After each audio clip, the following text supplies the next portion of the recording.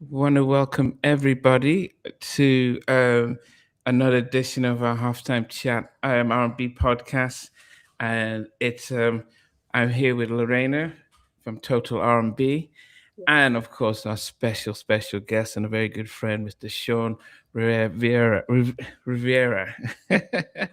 It's a I pleasure finally to got be out there. back. Thanks for having me again. For those of you who've tuned in and watched some of our previous interviews, I've been known for correcting the record and digging up all sorts of things, speaking out on drama. But today we're going to keep it especially positive because we're going to celebrate the achievements of Yeah. an album which is still being celebrated 30 years on. This year marks the 30th anniversary of Wow. As eponymous self-titled album. Wow. Goodness. Let's go. Yes. You know, it's only now that we've gone live that I recognize, Sean, that normally you used to be like in a room by a wall, and maybe that would win you out in Philly. So you seem to be in a much more um, scenic location this time around. Full disclosure, I'm still up against the wall, but thanks to the magic of technology, I've got a Zoom backdrop. And you Oh see my the way my goodness. arms are disappearing? Hey, who needs AI? Oh Lord have mercy. Sorry to spoil that. So I No, was it's like, okay, well, but I'm not in Philadelphia. I don't have, by the okay. time you guys watch this, I might be in Montreal. Oh, Oh. Okay. Lorena, how have you been? I've been good. I've been cold. It's freezing over here, but Oh, I've been doing good. is it colder than the east coast of the US? I don't know. Yesterday it was freezing. Like my face felt like pins and needles were pricking at it. It was super cold yesterday. So yeah. I don't. Yeah. I think on average it's colder up north, but today it was 7 degrees here, so I can only imagine how cold it is in Montreal. Unless you're having an unseasonably warm day, you got me beat. No, not at all. I wish. So I remember I went to college out in Milwaukee, and my university was right on the cliff of the Lake Michigan, and the windshield, just the wind itself was in a minus, and you always had to put heat in your engine to make sure your fuel doesn't freeze up. So, yeah, yes, those were some crazy days.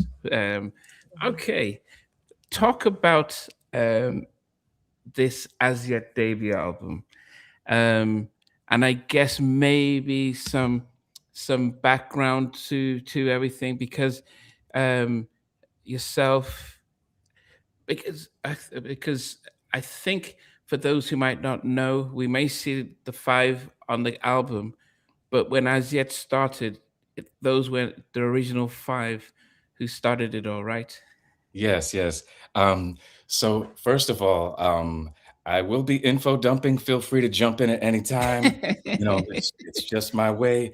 Um, First of all, it's been 30 years, so if I forget anything, leave it in the comments. But the original group was known as Yet Untitled, founded in 1989, which was myself, Dion Allen, Damon Core, Claude Thomas Jr., and a year later came Kenneth Terry Jr. That group auditioned for Babyface. Uh, Oh, we got signed 2 years before we brought Mark Nelson in. A lot of people don't know that. And it kind of shocked me that some folks really thought that we needed Mark to get signed when we were already recording the record. Babyface fell in love with the original group, As Yet Untitled. But due to some personal indiscretions and all sorts of other drama that happens in groups, um, Mark was brought in to replace Claude Thomas Jr., and Dashawn Benson was replaced by Daryl Anthony. Um, and then that first album, this album, As Yet, was a year in the making before we got to release Last Night as our first single on the Nutty Professor soundtrack. There are a lot of great producers who we'd worked with who are just as heavy hitters as the ones on this record who didn't get the opportunity to have their music released, and it's an injustice. I say an injustice, but as you know, with your particular background, you got to see some of the wheels turning behind the scenes, and I would like to say that I know that it's popular for many reasons these days to hate on Babyface due to whichever artist walked away disgruntled. And I just want to say that nothing that happened to As Yet was out of the realm of what was going on in the industry at large. It doesn't Mm. make it ideal. However, the education and experience that I gained from working alongside of the greatest producers of our era, and some might argue of all time, you can't buy that kind of education. Mm. And if you're watching, thanks for watching, Face. Thank you, Tracy. Thank you to everyone that contributed. Keith, Andes, you know what's good. And we're going to get into all of the names of the people Yeah. who produced. And like I said, you may remember some things I don't. So building up to the situation, the group almost didn't happen. We almost lost the deal. We recorded for a year, and then we sat knowing that we had these hits. It was every day felt like a year, because it's like, when Wow. are we going to come out? Jesus, like these songs are hot. What's going on? Yeah. Yes, yes, yes. The so with Mark and Daryl joining, did they join after the songs were recorded, or and you had to re-record? Well, no, because we recorded for a year, and some of those songs, um, most of those songs didn't make the record. We were Oh. being given, well, as you know, how sometimes back in those days they developed artists. Mm. So Clive Davis and his affiliates took the strategy of recording 100 songs to choose 10, that sort of thing. Wow. So we recorded a lot of material, and a lot of it was great. It wasn't, you know, because the songs weren't good. It's just we kept getting better. Keep in mind, this was our first professional Mm. recording scenario. They're putting us in media coaching, choreography, had us running and singing every day, sitting with PR people and coaches and all these things, like Okay. all the other aspects of grooming us and stylists. Okay. Yeah. So in the meantime, things were happening with the group that became a problem that couldn't be avoided. And it's a great thing that we didn't have the internet back then, because I'm sure we would have been canceled several times over when your mistakes are made in public. Wow. Okay. Okay. How was it then if the three of you had been together for a good 5 6 years prior to Daryl and Mark coming in? How do you then adapt the chemistry to bring people in and then almost feel about the guys who actually didn't go the Well, journey that's a with? great question, because number one was that Daryl came in first, and I might have left something out. Uh, is that when we sang for Babyface the first time to audition, and he said he loved the group, Daryl wasn't in the group. But when Claude was replaced, we still hadn't signed. So technically, four of us signed the actual deal, but a different group sang for Babyface. You know what I'm saying? So we were in negotiation. He'd already said he was going to sign us. We had a letter of intent, and Daryl came in at the perfect time, because we needed someone to fill that voice. And he was a good look for the group, and he's very talented. So I didn't want it to seem as though he wasn't a part of getting a sign. As a matter of fact, when we had to re-audition with Daryl in the group, because they Okay. weren't sure if the elements had changed. Mark was brought in a year afterward. So again, I apologize, Daryl. I don't want to diminish your Yeah. contribution. Was it supposed to be four It of was you or never five? supposed to be four. We were always five, always five. Although there are pictures of us from the early days with four, there was a window of time before we had Kenny in the group where we were operating as four, looking for a fifth. We always wanted a bass. We always wanted a tenor. Um, Okay. Kind of like New Edition, how each person had their own lane. Okay. So, five was always the magic number for us. Okay. Okay. Okay. And when by the time you audition, for Babyface, it was Daryl and Claude. No, we auditioned for Babyface with Claude.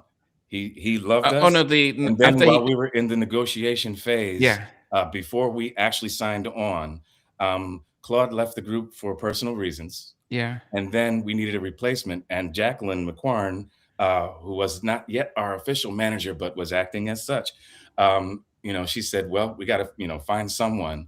Um, and shout out to Josh Thompson, by the way, because Josh Thompson is connected to two different members of the group that came and went, and we'll get into that because I know everyone watching, assumedly, is a fan. So mm, there's right now, I know there's somebody saying, "Well, wait a minute, I saw y'all moving around with four." Yeah, that was after Mark left, and then we had Ladon come in. So Daryl brought Ladon in at one point, and Daryl and Ladon both worked with Josh Thompson. So shout out to Josh okay. Thompson.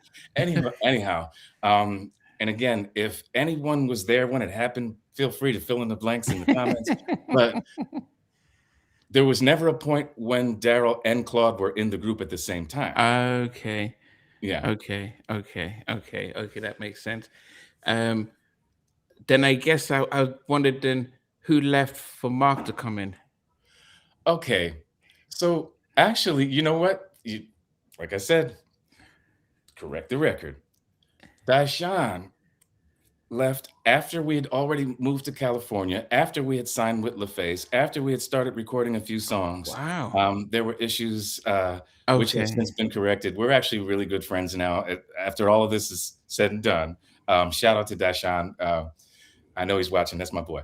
But he had some issues that could not be fixed, and issues. Make a long story short, um, when he left the group, it was suggested to us because uh, Dion and I had met Mark before, years before, when he had left Boys to Men or was put out, depending on whose story you believe. And Mm, so we knew Mark because he was from Philly. It was he was known to the record label because he was already a session singer and writer with Faze, yeah. but we knew him as our boy from Philly, and the rest of us were from the same area. So we never said, let's find somebody that used to be like, in Boys to Men, but it was to our advantage from a marketing standpoint. But Mm. if you knew the streets and the areas that we came from, the last thing we thought was that they were going to put us in white suits and make us their competition, because we had our own sound. We knew them. Shout out to Mike McCary. I just saw him Yeah, back. yeah, he was us. And Yeah, yeah, we've yeah. been friends since we were all in the trenches when we were unsigned artists. Oh, So you okay? You knew yeah, that Boys to we Men. Okay. never set out to be their competition. Because again, nobody knew who either of us were in 1989, 1990. You know what I'm Mm, saying? mm. So most people, they see the end product and don't realize the process that led to the decisions that were made. You know? Okay, okay. Lorena, any questions? I don't want to hog the life. No, I just wanted to know because you said that you guys recorded before there was like a switch in members. So Hmm. does it sound different from what we got to hear as the first album? Well, I'll put it this way. Um, Babyface has a signature sound. The 90s R&B has a signature sound. Mhm. But I got to be honest, nothing sounds the same without Mark Nelson. I mean, you can tell his voice is very recognizable. It's like Slim from 112. When you hear it, you know who's whining. You know that sound. Like, Mm, so that would be foolish of me to say, "Oh no, you could never tell the difference." If it was the same without him, we wouldn't have brought him in. However, Dashawn's was more of a lyric baritone. He's a baritoner, and he had more of a belt to his voice, which was great. But Mark's voice sits in a track and it cuts through a very specific way, which was very suitable for Babyface's writing. So I understood why Kenny chose him, because he'd already recorded with him. And it also worked to our disadvantage because um, the songs were written and demoed by Babyface first in his key. And we only had one actual tenor. And Daryl was probably the next highest register, but his voice was a different type of voice style that wasn't necessarily what Face was looking for. So I mean, and I won't say that because obviously he looked for all of us, found all of us, heard all of us, chose us. But what I'm saying is that when you listen I wish I had a copy. I used to have cassette copies of Babyface's original demos of each. He demoed all the songs that he wrote in one take, and they were flawless. Like you could have put them out just like that. Now he's on tour singing the songs that he wrote for other people. However, I lost a lot of masters and things in fires and floods over the years, storage Wow. mishaps, you name it. But that being said, uh, when it came time, when Mark came in the group, he literally auditioned. He sang for not even 30 seconds, and we knew he was the guy. You know, he's got a magic voice. We knew. We were like, I "Yep, mean, I've heard Mark live. Yeah, yeah, yeah, he's the truth." So, shout out to Mark Nelson. yeah. I think. I mean, you could hear him throughout the album, and I guess there are songs that, and when we go through each of the songs, are there? I couldn't. I mean, I could only recognize Mark, and I could recognize Kenny, of course. But And apart from, I will say this, nothing personal to Mark, but I did think he was overused because before he was brought in, we did have more of a balanced sound ah, where we chose the registers and ranges mm, to suit the parts of the song. mm, However, when you write your songs a cappella, you can decide what key to start and end in. When you're working with the top producer in the world, you take what he gives you and love it. mm, And we did. However, he wrote everything in a tenor key. So Kenny Terry really stretched to get up there with Mark. And like you said, when we go through certain songs, mm. uh, yeah, things understood will be explained. Okay, okay. Lorena, you are such a good listener. You're the smartest person in the room, I can tell, because you pay attention to everything. I know I'm you can sing too. I'm taking all this in. I'm learning. This is great. I love this. Oh, no, what did you make of the album? Oh, me? Yeah. Oh, I really liked it. So I'm like the young one here. So this is like my first go around listening to this album in full. And I really enjoyed this album. Like every track on the album is so good. So I think even after doing this, this album is still going to be in rotation for me. Like it's Mm. that good. You're just saying that because it's true. No, Oh, I swear. No, I'm like I'm super serious. Like it's a really good album. So I've never listened to it in full. Like yes, I of course I know Last Night. Like who doesn't know that song? But the whole album is just it was well done. It's cohesive. Like everything. Every track was great. thank you, thank you. I would say that I hadn't listened to the full album as well until we agreed to do this, and I would say that I listened to the album and I was really upset. I listened to all the songs and I was really angry, and I was angry because I was like, this is probably one of the best group albums I'd heard from the 90s, and yet it wasn't successful. It should have done minimum of Listen, it was triple. nominated for a Grammy. It was double platinum. If that's not successful in the era of selling physical copies, I don't know what is. No, I think it should have been much bigger, I agree. especially yeah, I agree. especially whose idea was it to choose Hard to Say I'm Sorry as this follow-up single to Last Night? Yours truly. So, first of all, I want to backtrack a second because Okay. when I listened to the album, it took me years. I don't listen to it often because it's kind of like when you make a movie, a lot of actors don't want to watch their own movie because I can't listen to the music without remembering every single traumatic moment, every ounce of pain. For everyone tells me how many it's a no skips album, but there are Yeah, certain yeah. songs I wouldn't have put on the album personally because I'm a producer, I have a different type of ear, I'm biased, but therapy works wonders and I can listen to it without cringing these days. It's an awesome album. But to get to the point, you were you pointed out that it should have been a bigger success, Yeah, and we all triple, agreed at the quadruple. time. We thought relative to what was out at the time that Mm. we were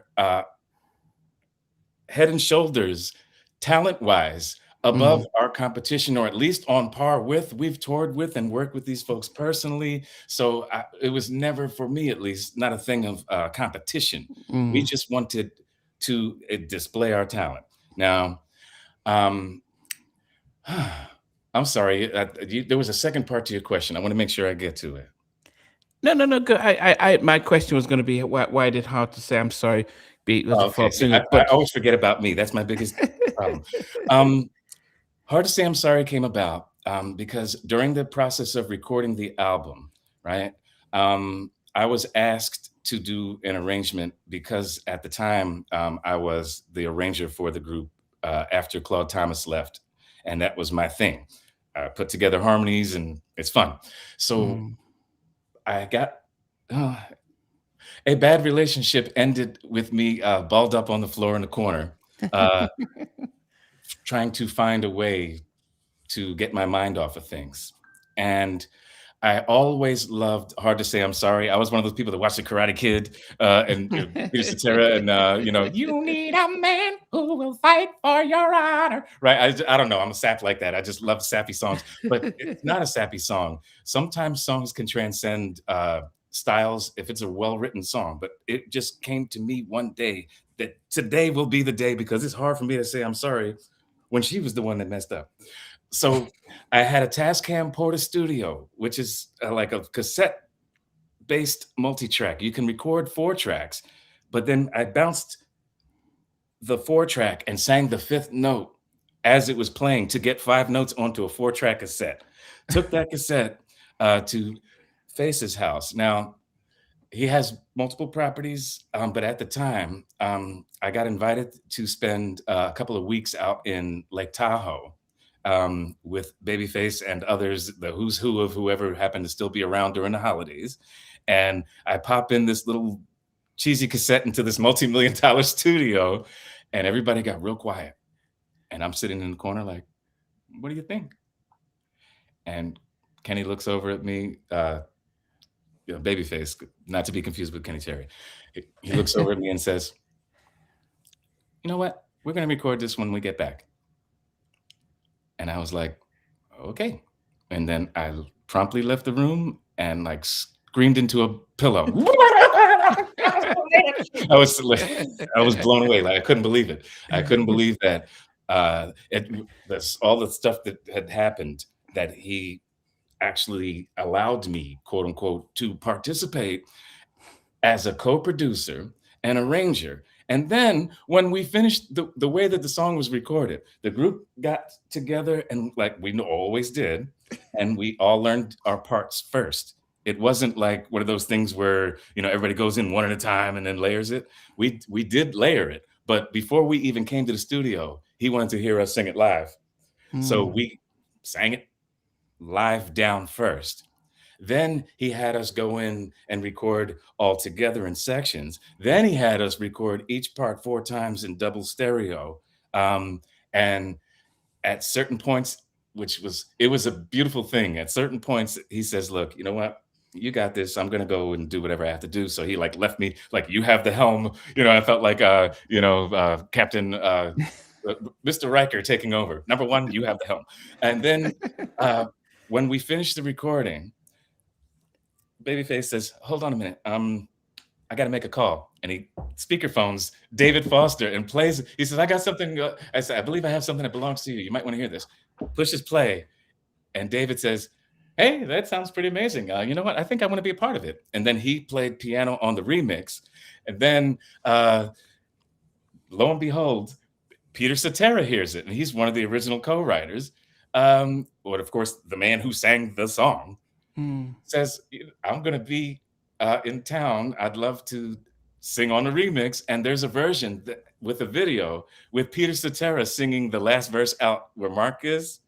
There's a version that's piano with us singing.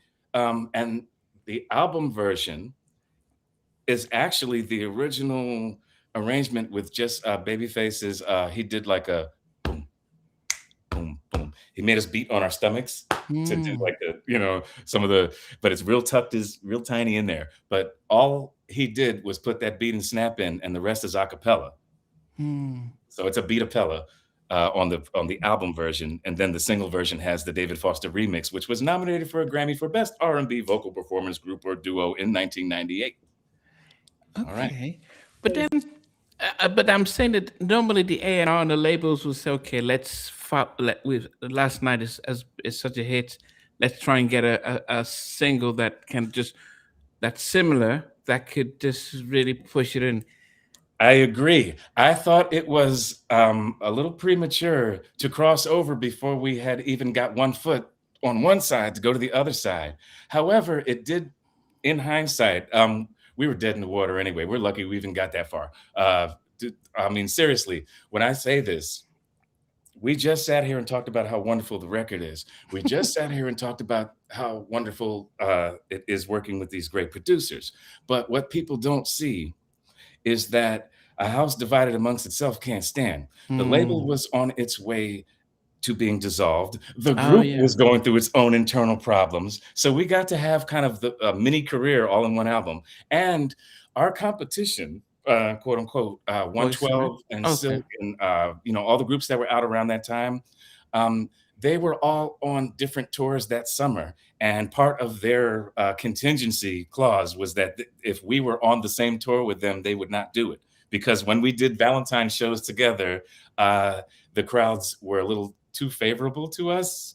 Wow. So we got kind of blackballed by other artists who will not be named. So Hard to Say I'm Sorry took us to 40 countries while everybody else was doing the 50 states. So we would never have gotten to go to Wow. Sweden, Germany, Amsterdam, Malaysia, Indonesia, Thailand, Hong Kong, Japan, Korea, etc. if it wasn't for that crossover song. But Wow. I would have waited until the second record to put anything like that out as a single. Even though I Yeah. think it fits well on the first album, I wouldn't have picked it as a second single either. And I'm Yeah. saying that as somebody who stood to gain the most by putting it out. I still wouldn't have done it. Which single? I mean, Lorena, I'll ask you, and this is not your top 10 stuff, but if you were to think of a song that you would have put as the second single after last night, um, Hard. It's hard for you to pick a single. It is. Oh my gosh, that's so much pressure. Uh, Ooh, I don't know. I don't know. I really don't know. well, while you're thinking about it, I will say this. There was a proposed third single, which was leaked to radio here. I'll say here, there, and everywhere. But there's Arrow Through My Heart, which is the song that was written by Brian McKnight. Mm. There was some stations in Philadelphia, Baltimore, New York, where they were playing it just voluntarily. And that would have made a great second single because it was similar. And Brian was like at the top of his game then. Mm. I thought that could have made a good second single. Yeah, I mean, I have, um, I listened to it and I had two possibilities. It was either Save for Someone Else or Ooh, good through call. or Okay. Arrow Through My Heart, and I said that these were the two, and so that's why I was upset that actually, if you were going to continue on R&B radio, um, Mhm. Save for Someone Else or Through My Heart, The Arrow would have been just piggybacked off that, where people like, oh damn, these guys have songs and it's a similar, and so Yep. that's when, and then that Hard to Say I'm Sorry probably was a contemporary song, but it just then it took you guys away from, because you could have done this, and I think easily Boys to Men would have been like, oh my goodness, we're done for. They've If already said that. It's funny that you say that. Number one, you are. I keep forgetting that you're an industry veteran who also worked with the same circle back then. You called it. When it comes to the way things turned out, and like I said, I wouldn't have put Hard to Say I'm Sorry out, but I watched an interview, a podcast. Questlove had Boys to yeah, Men on their yeah, yeah, yeah, podcast. And yeah, somebody yeah. sent me that link where they're like, "Yo, they're talking about you," and they were saying, "Man, when we heard those guys, man, we knew we were done for." But the thing they didn't mention was that they heard us live before we got signed, and I remember who walked away and who moved closer, and it said a lot about how things would turn out later. And I like to think that we're still friends, some of us more than others. Sean, if you're watching, Sean's Unite, Sean Taraj. Yes, yes, yes. Yeah, we really thought that we're like, man, if they sold 10 million, we're going to sell 20. Like we really thought that way, not No, out but of it's arrogance, but true. out of But no, honesty. it is very rare to get an album that the songs are like you're listening to it. So normally I do we do our top 10. I think apart from the top four, I couldn't. All these songs were so good that I was like, damn, I was like, nobody has all these bangers in it. And I purposely don't look at the writers and producers until I'd already picked it in order because I don't want to be influenced and biased. But I was like, if it had flowed as I thought it should, definitely should have done 5 million plus. It should have been that Boys to Men lane. Well, that's assuming that the same push, the same budget was allocated in the same way. There's so many factors. I mean, we may know this, but for the viewers that don't get to see the behind the scenes, there's a reason why garbage seems to float to the top. We were raised to think the cream rises to the top, but it's covered in garbage. You have to sift through to get to it. But the thing is, it's the labels tend to promote the majors, especially then, but it hasn't changed much. The labels tend to promote what they have the most vested interest in, the people who reflect their lack of values or are the easiest to manipulate or Yeah. are related to somebody. There's always favors that need to be repaid, like all this political stuff that has nothing to do with just showing up and making the music. And then it's one of the only businesses in which the people the higher you go up, the less education they have in the art of making the product. Whereas though, if you're a doctor, you don't get you don't get your doctorate because your cousin, you might get into a school because your cousin went to that school, but they're not going to just hand you a degree. But you can certainly buy yourself an A&R credit on a record.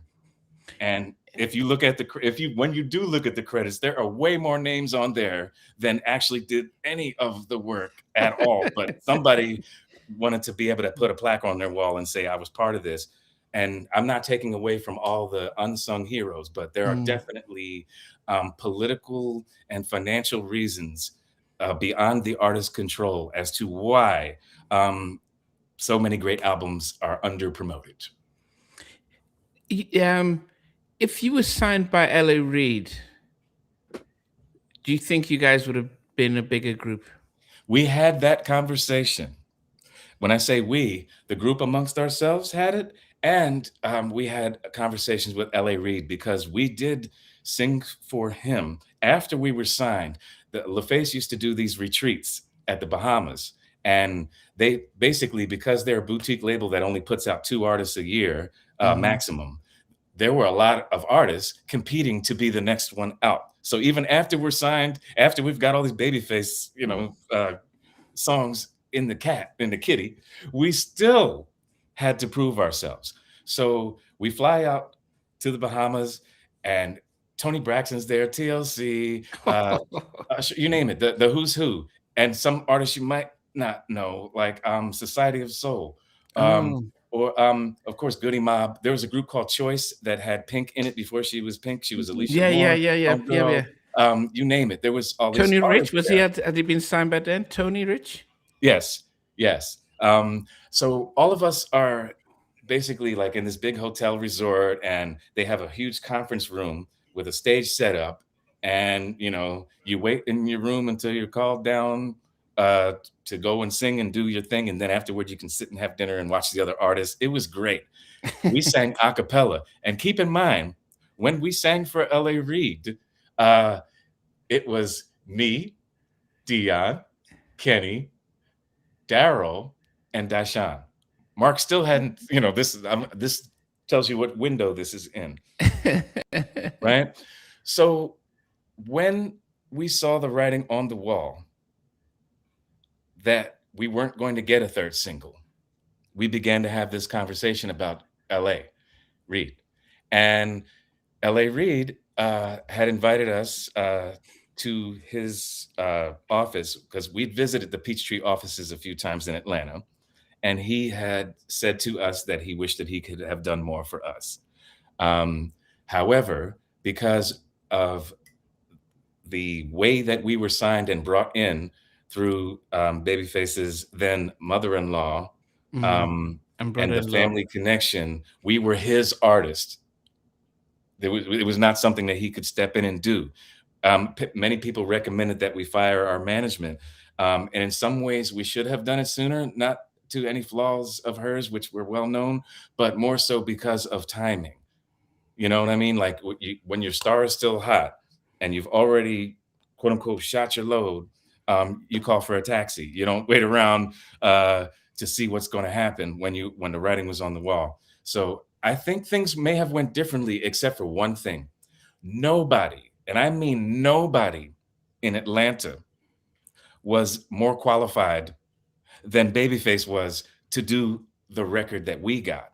Atlanta has a specific flavor, and at that time, you know, the track masters and Dallas Austin and Hitmakers Yeah, and all these yeah. folks, Organized they're great. noise. Yeah. They're wonderful people as far as, you know, being creative. However, I don't think that the Atlanta sound was our vibe necessarily, and I have yet to hear any other group come out of there that had five-part harmony necessarily. And Babyface was used to working with a certain caliber of artists, and he had more access to old school musicians like Nathan East, who played on Michael Jackson's records, or Greg Gaines, you know, like people who had played with Stevie Wonder. They understand our harmony. You know what I'm saying? So Mm. this is no diss to the Atlanta sound, but I don't think, I think LA could have done more for us. LA Reid personally, I don't think he should have, but I understand the game. You know what I mean? But if he had said, "Oh, you're my artist now," and took us to Atlanta and put us with those folks, man, we would have been a whole different kind of group.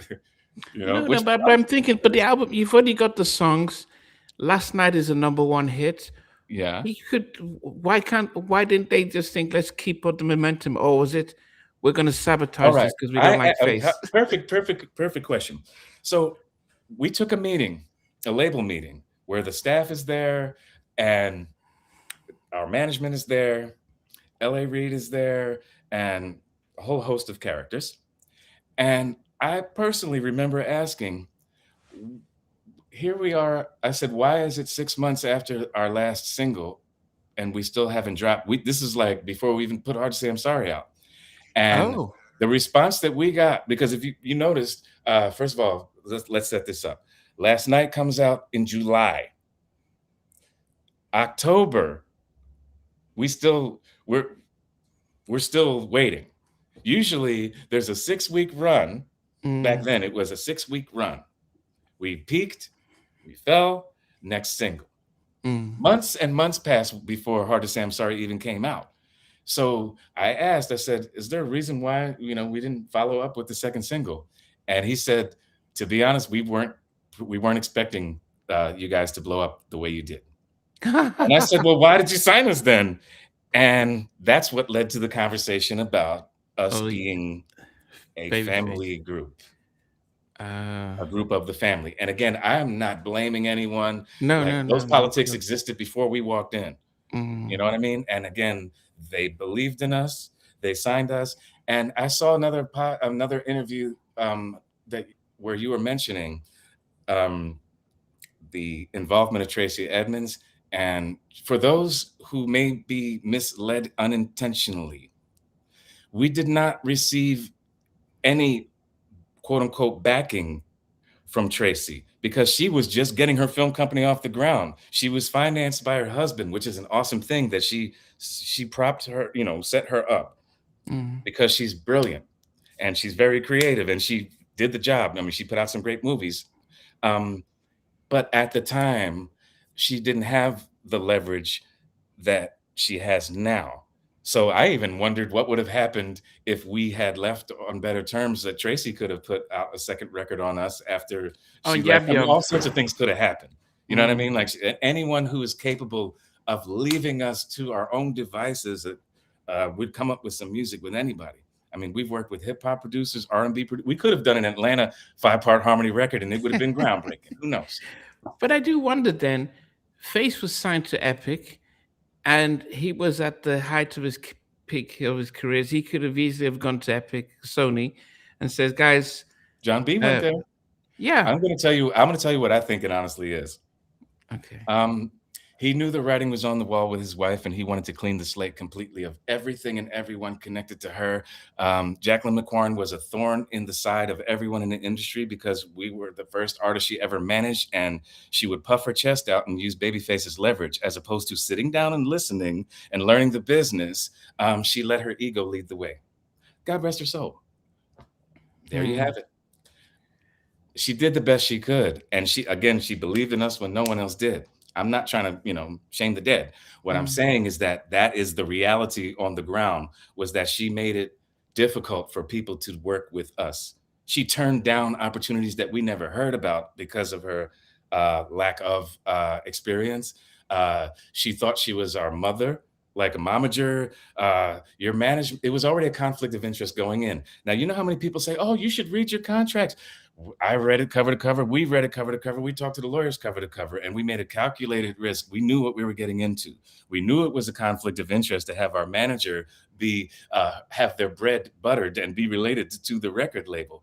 But we used it to our advantage because, again, we got signed. We put out mm, a #1 R&B single, a mm, double platinum record. We got a mm. lot of bang for our buck, and 30 years later, we're still talking about it. Yeah, So. yeah, okay, okay." And Lorena, kind of say, waiting in the wings, please bring Well, in. no, it was explained because my question was because it's such a good album. Like I was wondering why there wasn't more singles, because we were saying like, yeah, there could have been a different second single, but why wasn't like there a third? But then there was such a gap between the first and the second one. So Well, I'll just say, if it wasn't for Tracy Edmonds and Jacqueline McQuarrie, we wouldn't have even had a first single. So, I mean, there's two sides to every coin. And on the outside looking in, it just seems so simple. Make great music, put it out, put your money Mm, behind it. But what happens is the people, the A&Rs, want to shrink the project to the limits of their lack of imagination. They will mess up a glass of water. I mean, seriously, and they managed not to mess our record up. If the biggest complaint that people have is that we only had 2 platinum singles, I can live with that. And one of them I happened to co-produce with Babyface, and their fault. I can live with that. You know, Oh I can live with goodness. not singing as much as I would have liked to sing on a record. I'd rather ride the bench on the winning team. Shoot. Oh goodness. Okay. Okay. Um, I guess in the midst of the battles with the label, what was happening internally that could have? Because if you guys were, do you think if you guys were all for one for all, they you could have been able to achieve more? Into Absolutely. Um, like I mentioned before, the group that got Babyface's attention in the very beginning had been together for 6 years in the trenches. Like Dion used to sew our outfits. He would make our outfits, like, cut our hair. I would do arrangements. Claude taught me how to arrange things, but both of us would work together. Then Kenny, I mean, such a beast vocally that, mm, like, we hung out every day like brothers. We would all day, like 12 hours a day, after work, after school, morning, noon, and night. My shout out to my aunt Dita Carmen. She would make us rice and beans, and we'd all be in the living room just singing. Like, so there's that a was what brotherhood. kept us together. We were Mm, tighter before the stardom and all of those other things come in and poison it. Now, the version of the group that the world knows and loves, including Mark Nelson and Daryl, um, it is well documented that Mark Nelson contributed to some of the dysfunction that led to our demise. We were forced to remove him from the group, in spite of what some may say, because we signed As Yet Incorporated, signed to LaFace Records. Mark Nelson signed to As Yet Incorporated. So we reserve the right to hire or fire our own employees because our corporation entity is providing you a service. And when you, when anyone willfully deceives, misleads repeatedly, and is given every opportunity to correct the behavior, promises and says everything you need to hear. I mean, how much more narcissistic abuse can anyone take? The label said, "Bring him back." We're like, nope. We came in without him. We're leaving without him.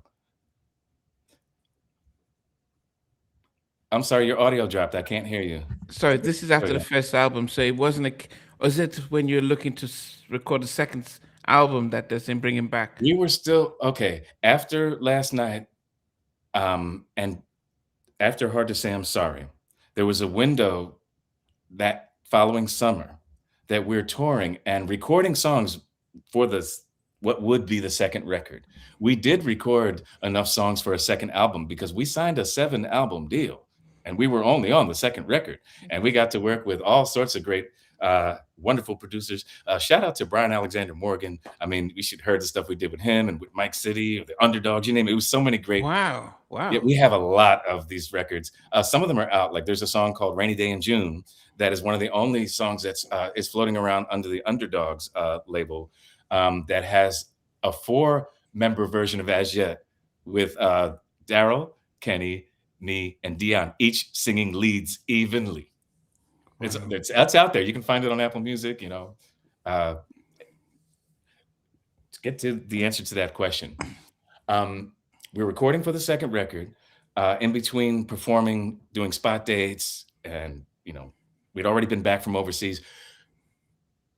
Mark was doing things on the road that we could not excuse, and like I said, thank goodness there was no internet, or we would have been canceled. I'll just leave it at that, because we're trying to keep it positive, but we're always going to try to be accurate. And honest, and he's welcome to share his side of the story again, and we'll see if it matches the previous side of the story. But make a long story short, Mark Nelson was not the sole reason why the group fell apart. However, there's a certain prevalent attitude.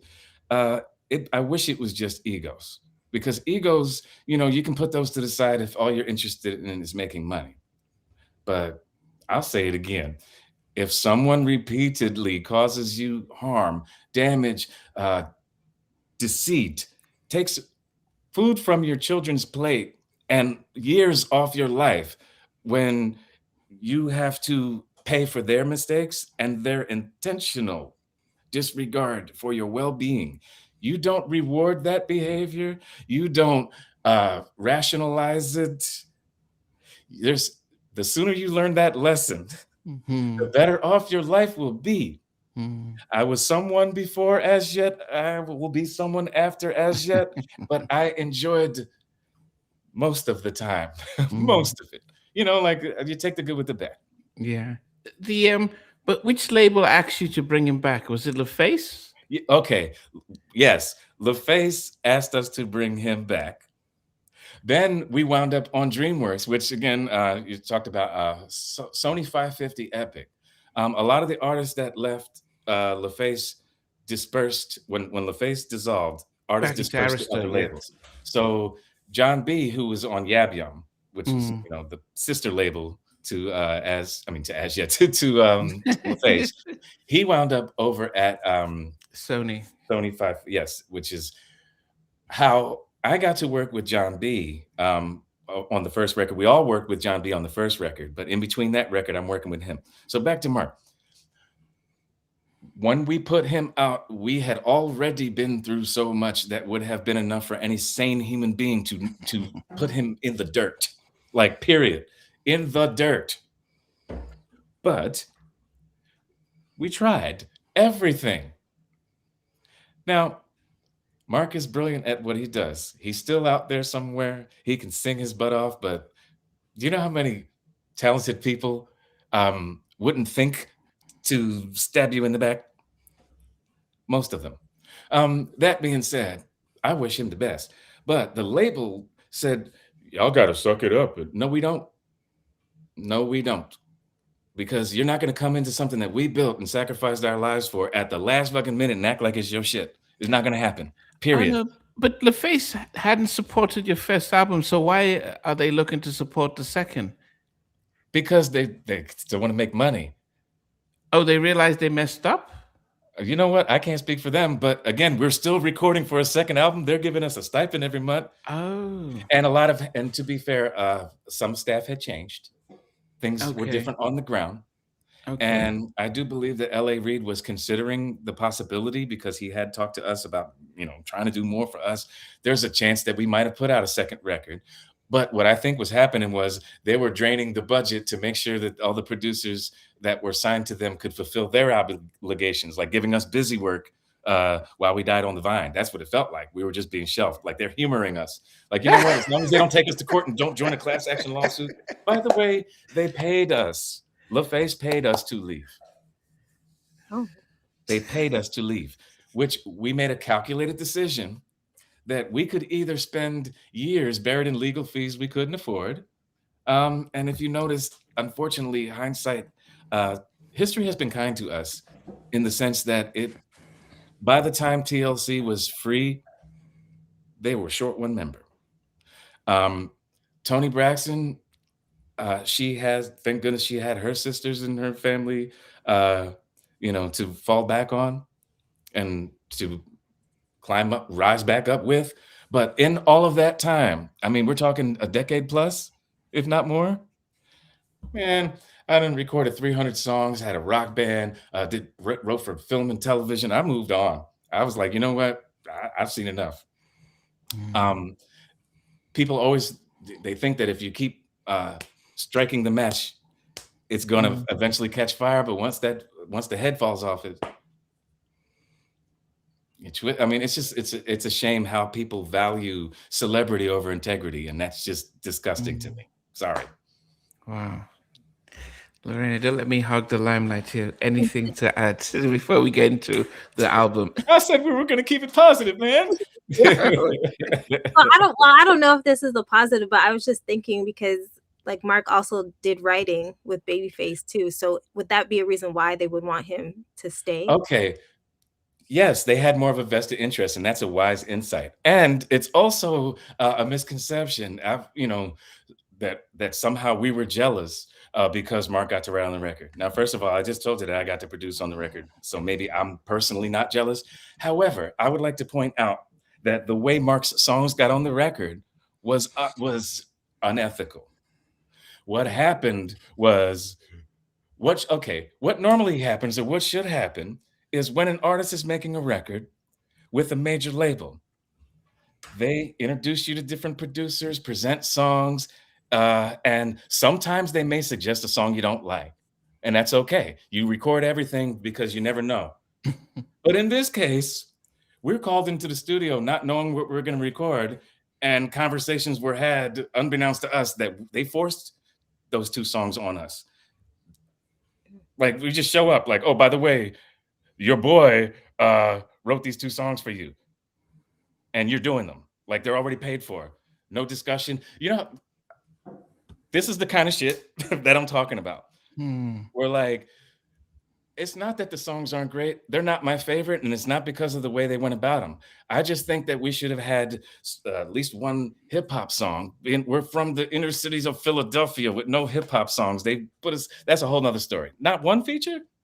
Number two was Time to End This Book to the Story is one of those songs that, like Namdi was talking about, where they had Mark sing the whole thing, and then at the very end, you hear Kenny. I'm like, and that's what they forced. When I say they forced us, every other song on the record, we got to hear it first. We got to hear the demo, at least. These songs, again, we were told when to show up, and we get there, and oh, it's Mark's song. Like, he knew that if he had played them for us, we would have said no, because Mark has written better songs than those two. I don't know what was done in the back rooms, but the evidence of it was obvious. And I thought, you know what? This is how you roll? Like, for instance, going back to Hard to Say I'm Sorry, I did a demo and I played it for Babyface. If he had said no, right? I wouldn't have tried to. Now, the group learned the song before we came in. They heard it first. Nobody said, what is this? Nobody showed up that day and said, oh, we're doing Hard to Say I'm Sorry. You know what I mean? like everybody had the same access to Babyface, by the way. In Mark's defense, anybody could have and should have, if they were consider themselves any kind of writer or producer. Like Daryl, he's a great writer as well, and Mark is a great writer. You know, I like to write songs. We all had opportunities to pitch music. That's not the problem. If you don't, the people who seemed to be the most jealous were the ones who don't write songs. It's the weirdest thing.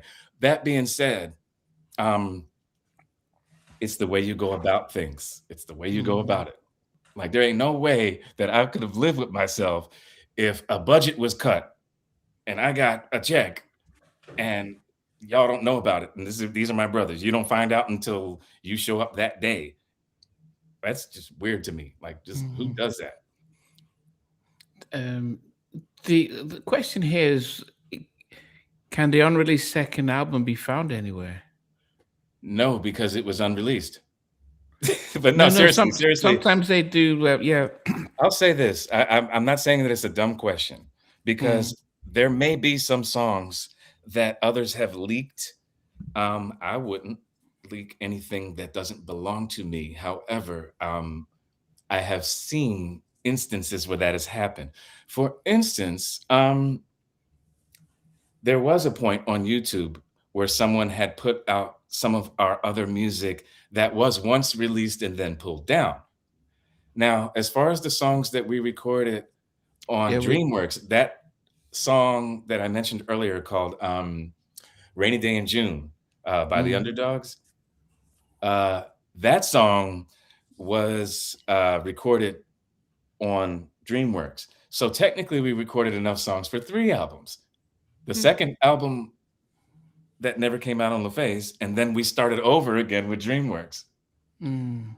So to answer your question, it was never a delivered, completed, and released album for it to be leaked. However, some of the producers who retained the rights to their original material, Mm. um, would still, if they want to do it legally anyway, would still need the right to use the trademark or the name and likeness of the individuals. I'm all down for it. If you're watching, hey, put it out. I don't care. It's no sweat off my back. If you put it out there, I make no claims to anyone else's music but my own. And, you know, I'm not trying to get, I'm not, listen, they didn't get paid either, but you know, for the stuff that they didn't get paid for. I mean, we're talking back then, they charged, I say they, meaning the average A, B, and C level producers were getting 30 to 50,000, 150,000 if you're at the, you know, the Babyface or Teddy Riley type level.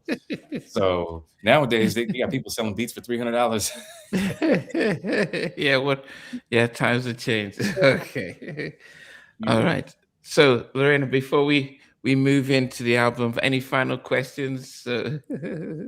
No, but this I learned like a lot about what happened because like you said, I'm on the outside looking in. I'm just discovering this full album for the first time. So to hear all of these like backstories is it's truly amazing and it helps me understand certain things because like I said, I thought I was thinking more singles should have been released and I also feel like more people should be talking about and celebrating the album, especially if it's celebrating 30 years. So, yeah. yes, especially since I still get paid from the album. So please talk about it, please. You know, I still get my point 0.0005 cents per play. And again, this is another reason why I am not bitter or upset. Like it's man, it's one of the best things that ever happened to me and one of the worst lessons I ever had to learn, all rolled into one. And I've lived to tell the tale. I still got my baby teeth. So, Lorena, what do you think is the best thing to do today? Do we go through each song from the album from song one down to the end, or do we go through rank our favorite? What do you think? I don't we should let Sean pick. Oh, that's not fair. Look, I'll just say let's go in sequential order. That way, I'm Okay. not picking any favorites. Okay, okay, okay. Well, okay. Well, Lorena, I'll let you lead the way. Oh, okay. So if we're going in order, so the first one, of course, is Last Night. Yes. So, really quickly, because I know this will be edited for. We're not live, right? We're alive. We're live. Uh-oh. See, I could have posted the link. Okay, so last night we got the demo on a cassette, like I mentioned before, and we knew it was going to be a hit right away. Right away. Oh wow. The way it was recorded, it was one of the first songs with him. Like we recorded for a year leading up until then, which was good that we got Mark Nelson before we recorded last night. It was good because he's great at recording. And the way Face works, you better have your stuff together. He gives us the demo. We've got a few days maybe to live with it. And then you come in and everybody lines up. And then we start on verse 1. He's not much for talking, but he's not a mean or harsh person, but he's an introvert like me. I'm info dumping now so I can collapse and then not speak to anyone for 3 or 4 days. So he's very reserved, which makes each word have weight. When he speaks, you know that it's not frivolous. You go down the line and he'll say, okay, we're going to start on the first part. First verse, you know it? No lyric sheet. You better know it by heart. But, he'll say, all right, let me hear you. Last night. And then you, last night. Okay, cool. Let me hear you. Last night. Okay, let me hear you. All right, it's going to be you. Get in there. And if you don't get it in the first few takes, or at least so close that like it's worth doing, you'll know in about 5 to 7 minutes whether it's going to be your verse or not. Every song that we recorded, he kept that system. But with last night specifically, it was the first time that I got a sense of like, oh, this is what it should be like. And the reason I say it that way is maybe it shouldn't. Like, if you have the time to get to know the people and do the whole schmoozing thing, that's great. But this man is recording multiple projects at a time. Like, I see you looking up at the clock. Who's that? I'm messing with you, but that's how he was. He had stuff to do. And we knew it was going to be a hit right away. Even the demo version, like smash, smash, smash. Thank you, Kenneth Babyface Edmonds, and thank you, Keith Andes. Keith Andes, the glory he deserves for putting together such a magical moment. So I just have a question with that one too, because you said Babyface, he does all the demos first in one take, which is wild. But then when it's your turn, when he's choosing people to do the different verses and stuff like that, are you guys adding your own spin, or are you doing? Oh yeah. Well, that's the thing. The demo version, for instance, right? The first verse, Mark sang it exactly like the demo because it's the first verse. You don't need to riff or do anything, right? When my verse came, the demo was like really simple. Like he said, I drank. Now I have to do it exactly like him. I drank your wine, and you taste mine. I kissed your lips. You felt my body slip. And he said, into your soul, girl, I heard you moan. And that was how it went. Girl, I heard you moan. And I did my verse in the second take, and I forgot the words and just did something. And he's like, okay, come out of there. I'm like, what? No, wait, don't leave that.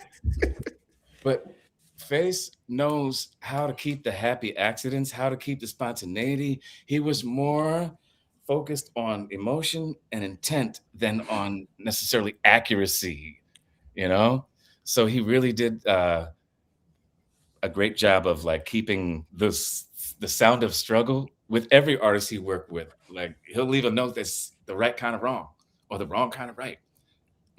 So yeah, and Kenny's part. Babyface, when he actually did give Kenny that run, but of course he's not a bass, so he couldn't do the run. He just said, I need you to go down to the basement. Just give me a little, well, he couldn't quite hit the note, but we knew what he was trying to do. You know what I mean? The man can sing, obviously. So he knows how to work with singers of all stripes. I mean, if you're working with Whitney Houston, you can tell me how to do a note. We good. Never had a problem working with him ever. Like as far as, him and Kenny Terry not necessarily getting along because they are two opposite types of Kennys. Like there were times like when Kenny Terry would be like, you tell me what, you the producer, you're supposed to tell me what to sing. Oh wow. And Face would go, okay, and he'd look at me and say, you have the helm and walk out. Like, Oh, non-confrontational. he left, and I respected that, but he left me to deal with that sometimes. And it was because I'm used to Kenny. I'd be like, "Oh, bitch, you know what to do. You sing the damn song." I'll give him back. I'll give him back his own energy, and because I don't take it seriously. Like, I mean, I respect Kenny Terry's talent so much, but when you know somebody and you came up with them and know them, you kind of know that he may sound angry, but he's really Mm, just passionate, and that's just his way. He's that way mm. with his mother. He's that way with his friends. Like he's not going to change for anyone, and that's why he sounds the way he does on those records. So Okay. you take the good with the Okay. bad. Okay. Well, at least I think we have to credit Babyface for not, because Smoking a he shit out could of easily just say, "Do you know who I am? Okay, you guys get the hell out of here," and stuff. But right, he and that's still what I'm thought, saying. And "Okay, you know what? I've seen Kenny Babyface Edmonds do that to. Oh, There was a writer. There was a guy. I'm not going to mention his name because I've got enough stalkers and people looking for me right now. But this particular gentleman had presented a song that he did the least amount of work on, that like someone else had helped him with the song, right? And it was cool. It was a nice song. It would have went on the record. I think it would have made the record. The group is standing around the piano, and this guy comes in and says, "Hey, Face man, let me talk to you for a minute." You never do that to him. Don't interrupt him while he's working. Don't pull him to the side. Now he don't play that, right?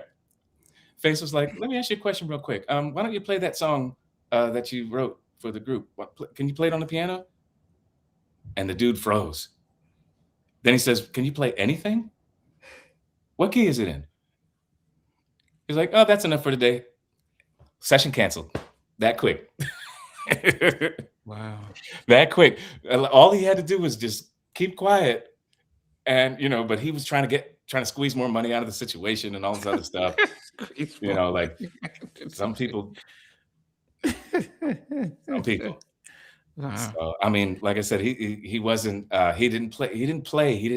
never disrespectful to anybody, but he's definitely known to be non-confrontational. And Mm. I learned a lot from him. I'm still working on the keeping quiet part though. Okay, okay. So we've got some last night, which and you knew it was going to be a hit, and it didn't surprise you guys when it blew up as it did, Not at all. and, Not at and all. you guys went to where the $1 million they spent on the video was coming out of your budget.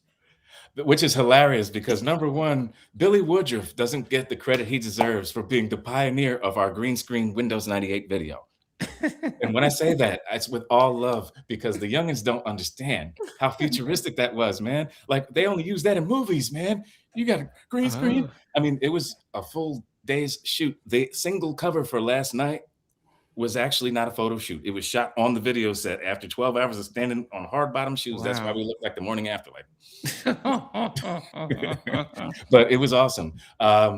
And I thought it was a brilliant video. And we also got to work with Billy Woodruff again on the second video for Hard to Say I'm Sorry. Okay. Um, and it was like night and day. He actually incorporated some of the ideas we discussed at the dinner table, you know? So Mm, that kind of thing now, maybe you could shoot it at home. But mm, back then, the only mm. video we had was us at Six Flags Great Adventure, you know, like photo booth style. Save for me, save for someone else. Oh yeah. Now I love that song. I think that's one of Mark's most velvety verses. I like where his register sits in there because he starts the verse off, and I love how Kenny Terry sings that the octave down. When do you ever hear that? Like, especially these days. Usually, you start with the low and then you build up. So Mhm. Mm, when you hear that contrast and it jumps down, it's like ooh, ooh. And again, it was the same exact process. I do think that anyone in the group was capable of singing other verses. Like I just had to put that out there. No one is perfect. Nobody's perfect. So what I mean by that is the drawback of Face being so chop chop was that he didn't give enough time for everyone to get the same level of attention to detail in the vocal.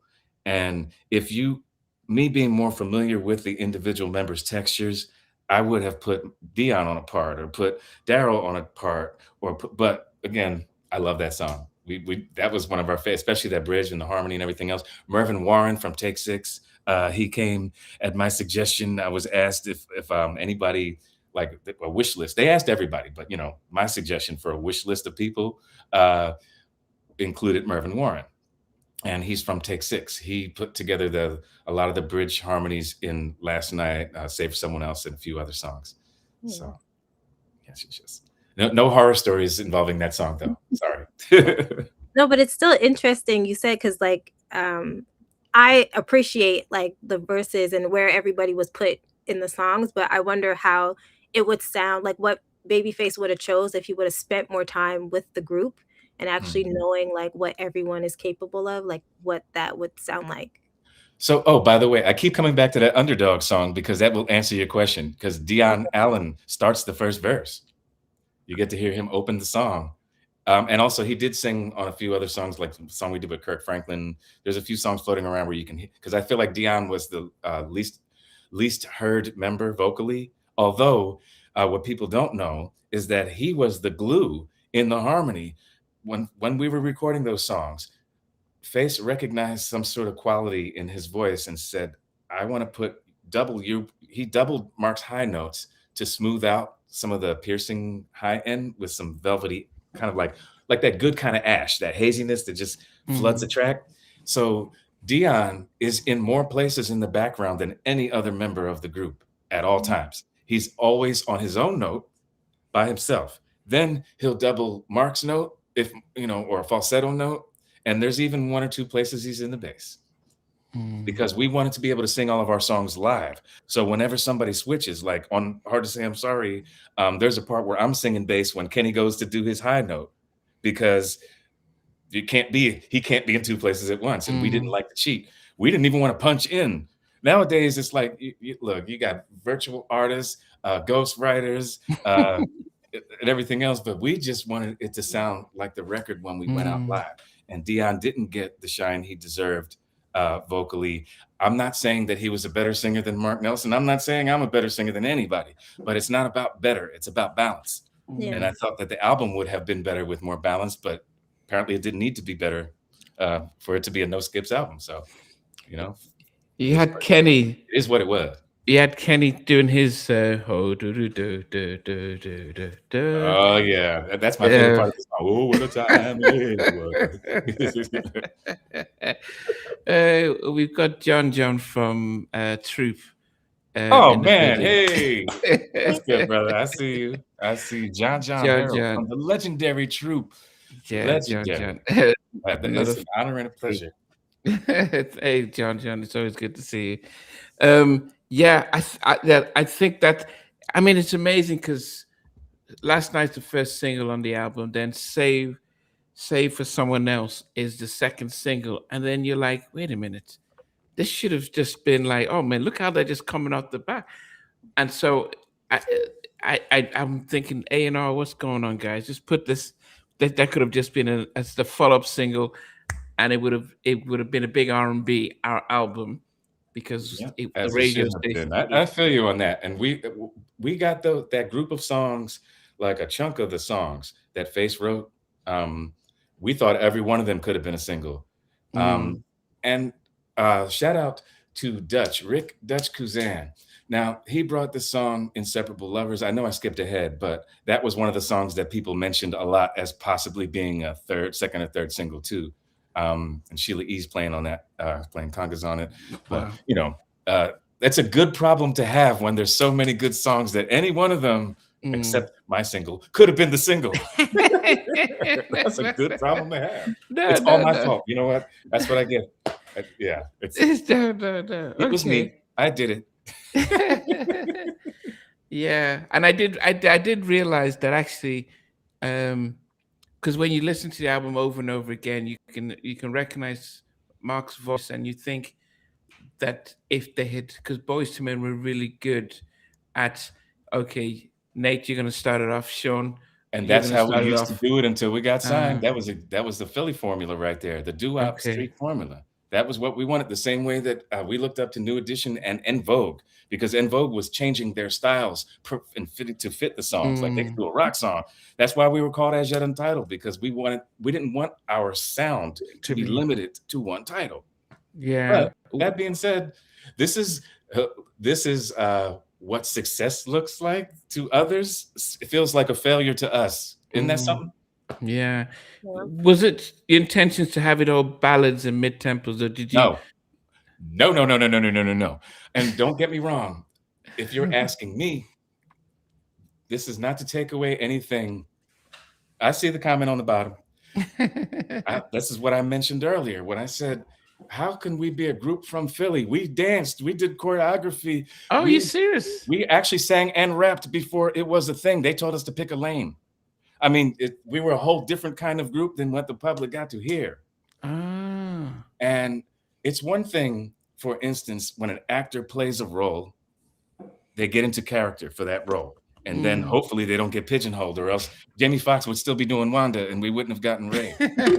But when it comes to artists, it's like, no, put the white suit back on, only do, like I said, people want to limit you to the confines of their imagination, and they're using all this strategic thinking, but they're not musicians. They're not in tune. When you have to hire a team to go out in the street, you're not on the street. You know what I'm saying? Like it was, and this is again, not to take away from all the great work that they did to make it happen, but that methodology and that way of thinking, I'm so glad has been left back in the 90s. But moving on, moving on.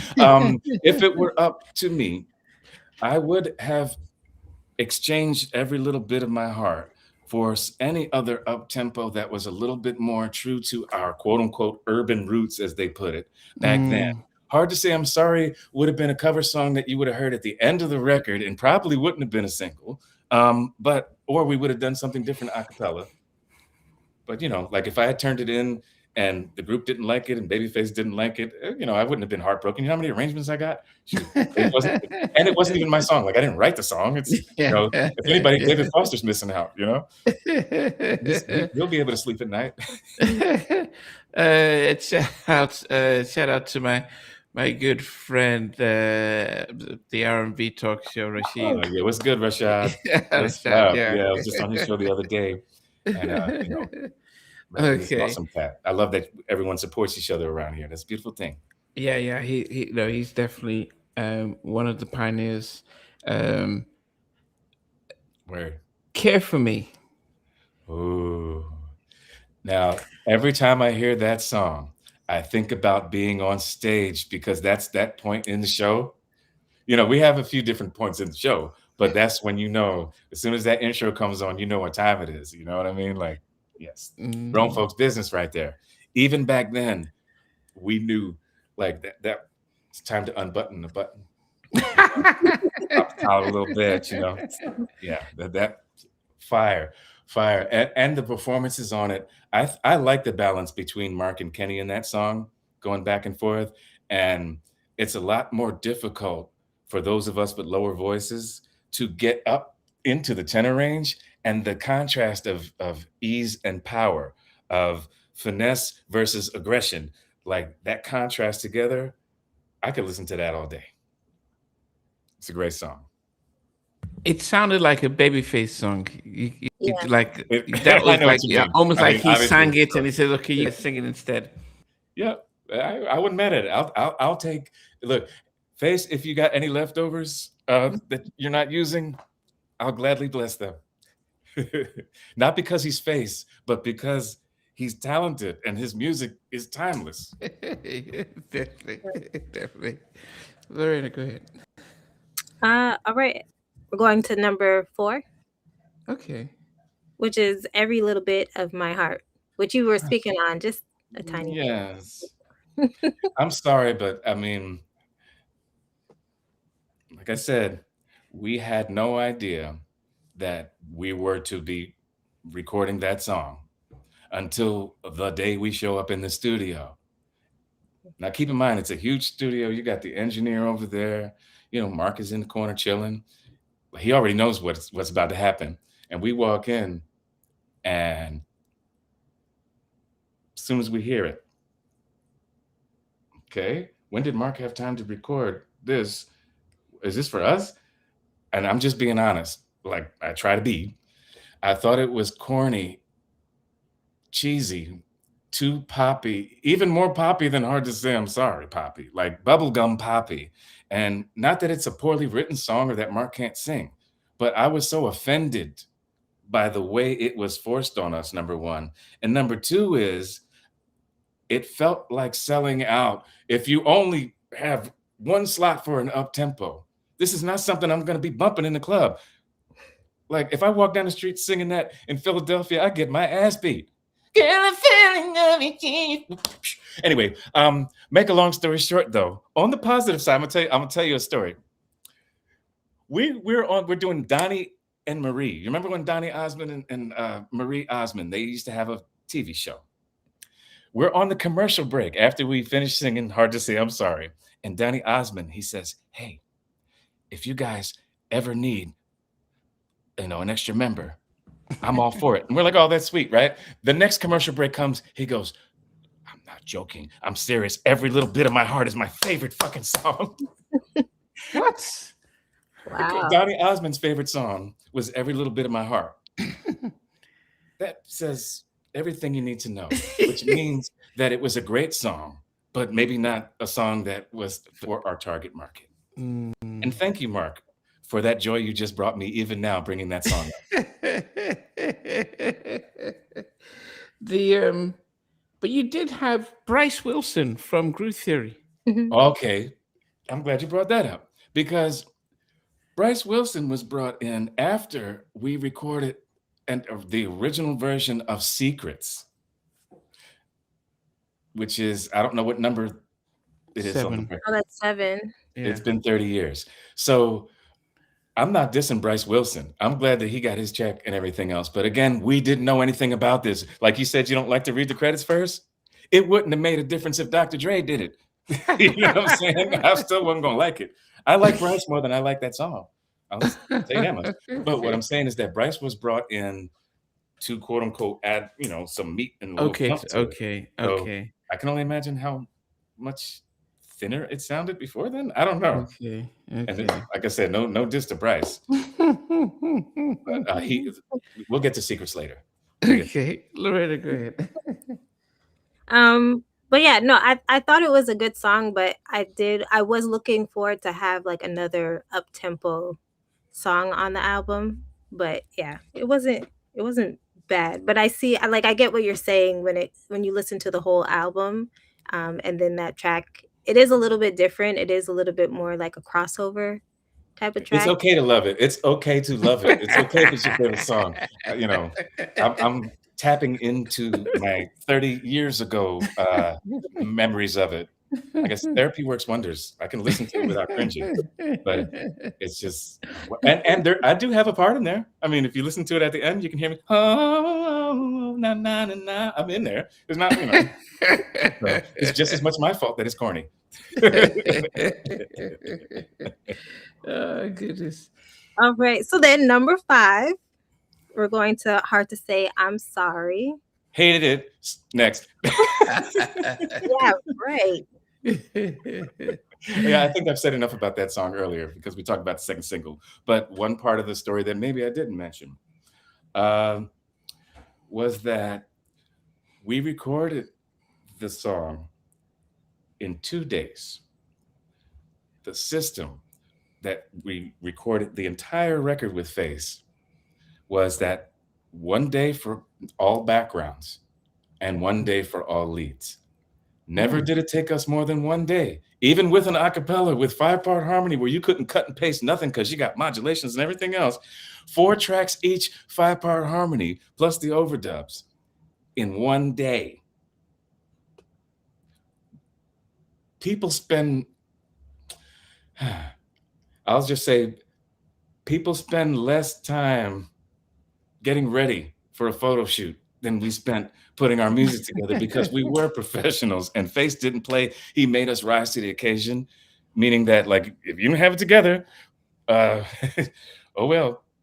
But chop that thing together. Like I really loved that recording that song specifically because it was my first professional production and it did get nominated for a Grammy. So it's always going to have a special place in my heart, even if it had no place on the album.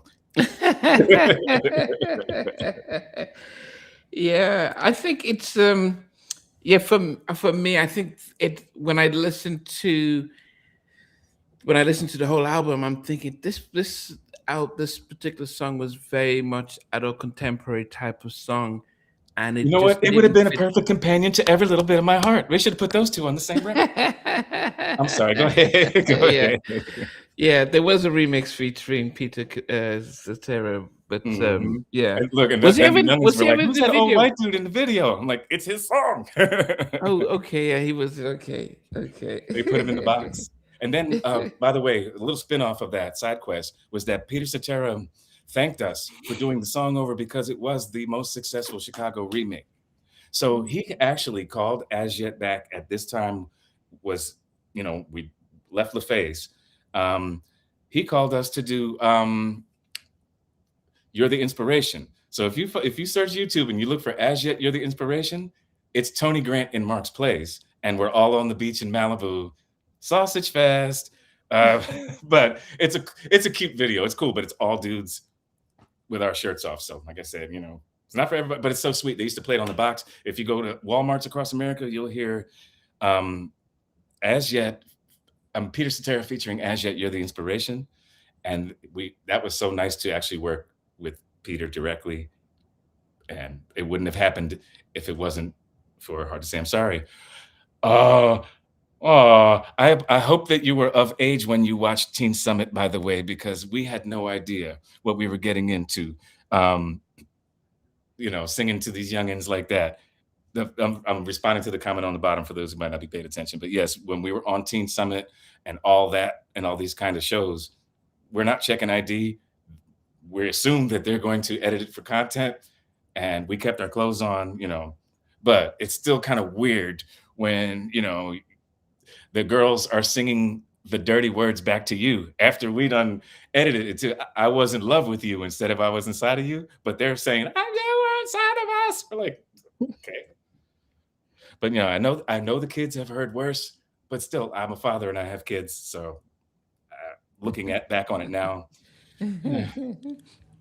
But I'd for do it that, again. No, I'm kidding. but I for wouldn't Hard do it to again. Say, I'm sorry, you guys had a video. How was that recording that video? For Hard to Say I'm Sorry, Yeah. that one. Oh, was there a third? Oh, which one? Just making sure I'm talking about the right song. Hard to say. Yeah, that's Hard to Say I'm So Sorry. same the second time around, we had a little bit more leverage. So we sat down at dinner with Billy Woodruff, and I made a suggestion about having a microphone that was a rotating spokes. Like it would be. I was like, it would be really cool if we had a mic, like that came up like this and went out like that, and then when we grabbed it, it would all move. And I know that other artists have done similar things, like Temptations or whoever, but that was the thought that I had at the time. And I forgot about it. When we showed up for the shoot and I saw that thing there, I was like, oh my God, listen. And the overhead shot with that thing spinning. And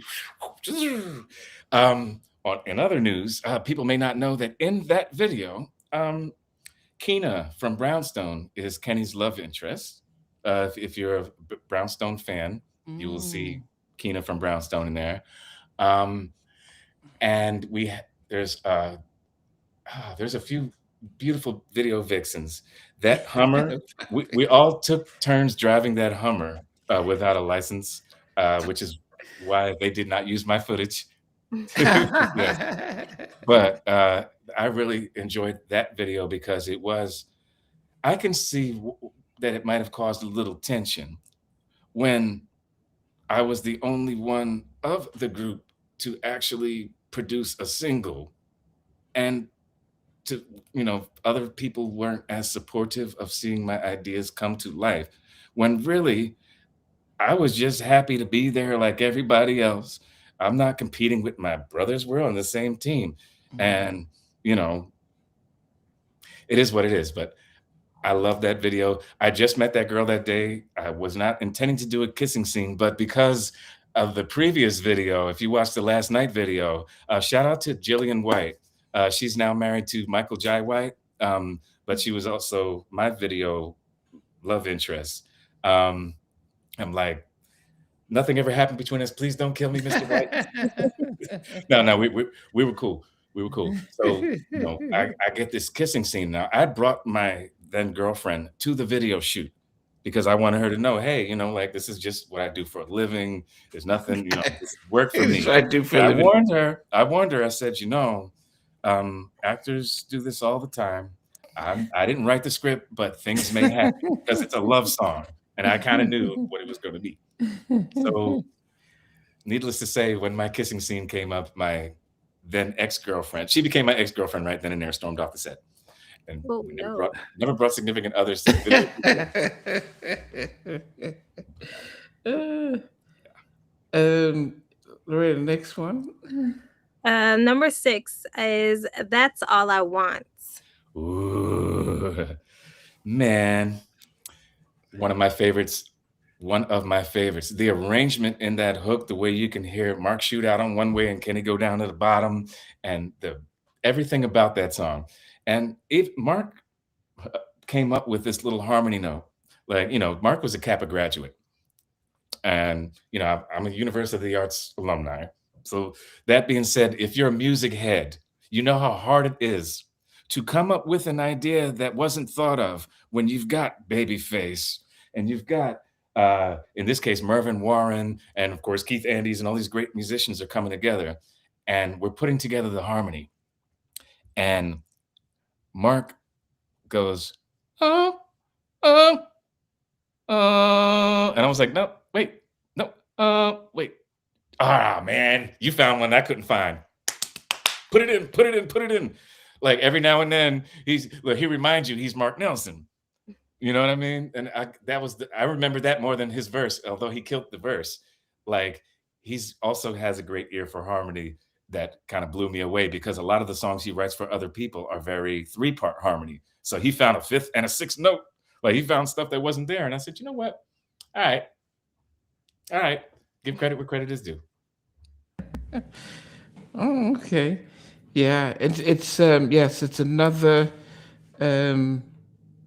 So Keith would write, but he didn't help with the production. You found this? You know what? I would not say that. Although I was not present for Keith's contributions, what I know about Keith is that he can create a complete song by himself. I don't know exactly who put what words where, what was changed sonically, but from what I know, Keith Andes created the concepts for the songs, including lyrics, melody, and or chord changes, depending on the scenario. And by all means, Keith, please correct me if I'm wrong, that he writes songs and then delivers songs. And then Face will take that material, or had, because I'm sure his process varies from person to person, but he would take the concept and the song and elevate it either sonically or make lyrical adjustments, additions, and or changes, and bring in the world's best session players from, on a global level. That in no way is to take away from anyone's talent. And, but from what I've seen, like, I've worked with Keith outside of, working with Face, and there's nothing that he can't do. So, the man played, he doesn't necessarily, I'll put it like this. It was a perfect pairing because they both spoke the same musical language. Question, was L.A. Reid involved in the making of the album?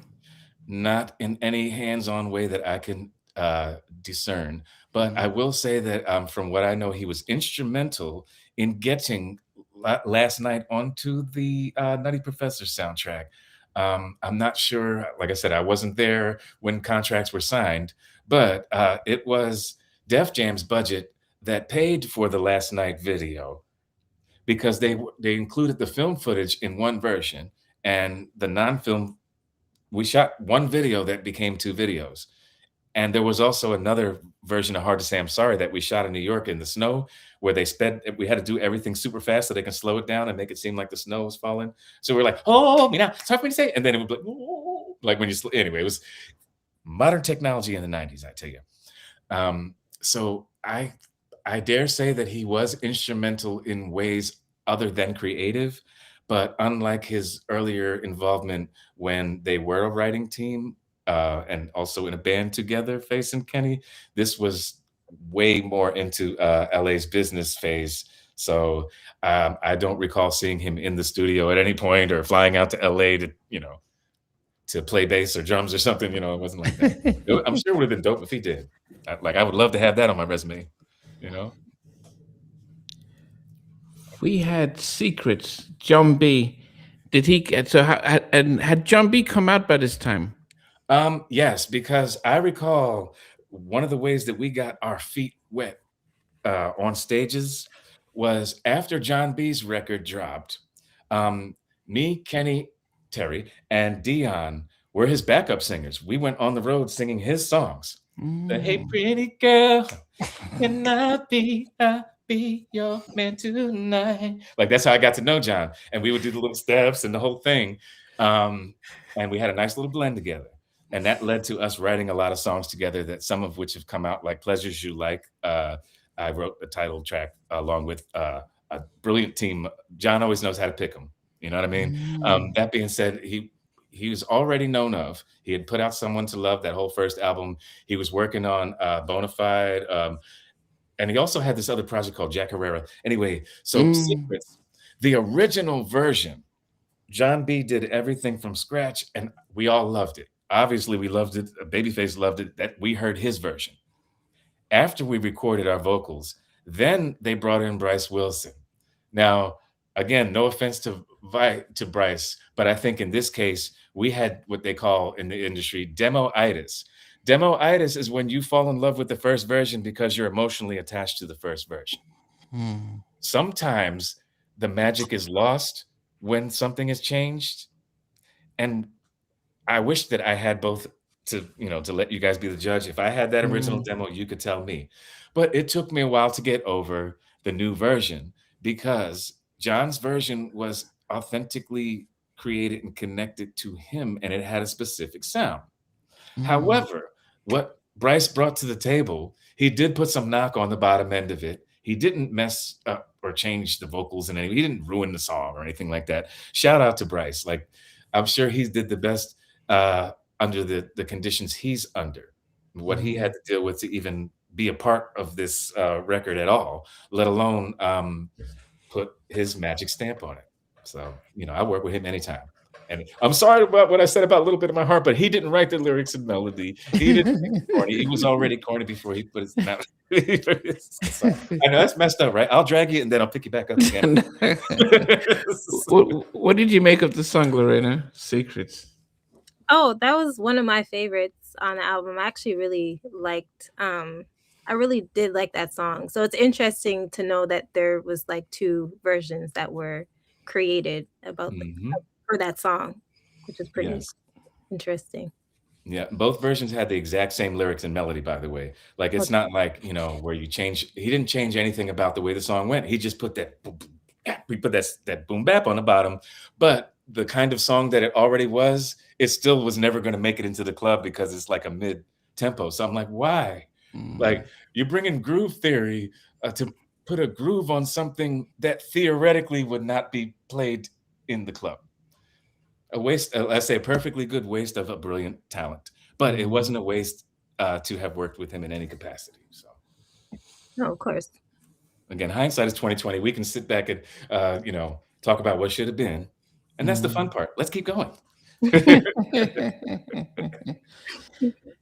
This was also a contender for me for a single. Probably it would have been a third single, Through My Heart, The Arrow. And I was actually thinking about how the video. I mean, Lorena, when you think of that song, could you have a concept for a music video?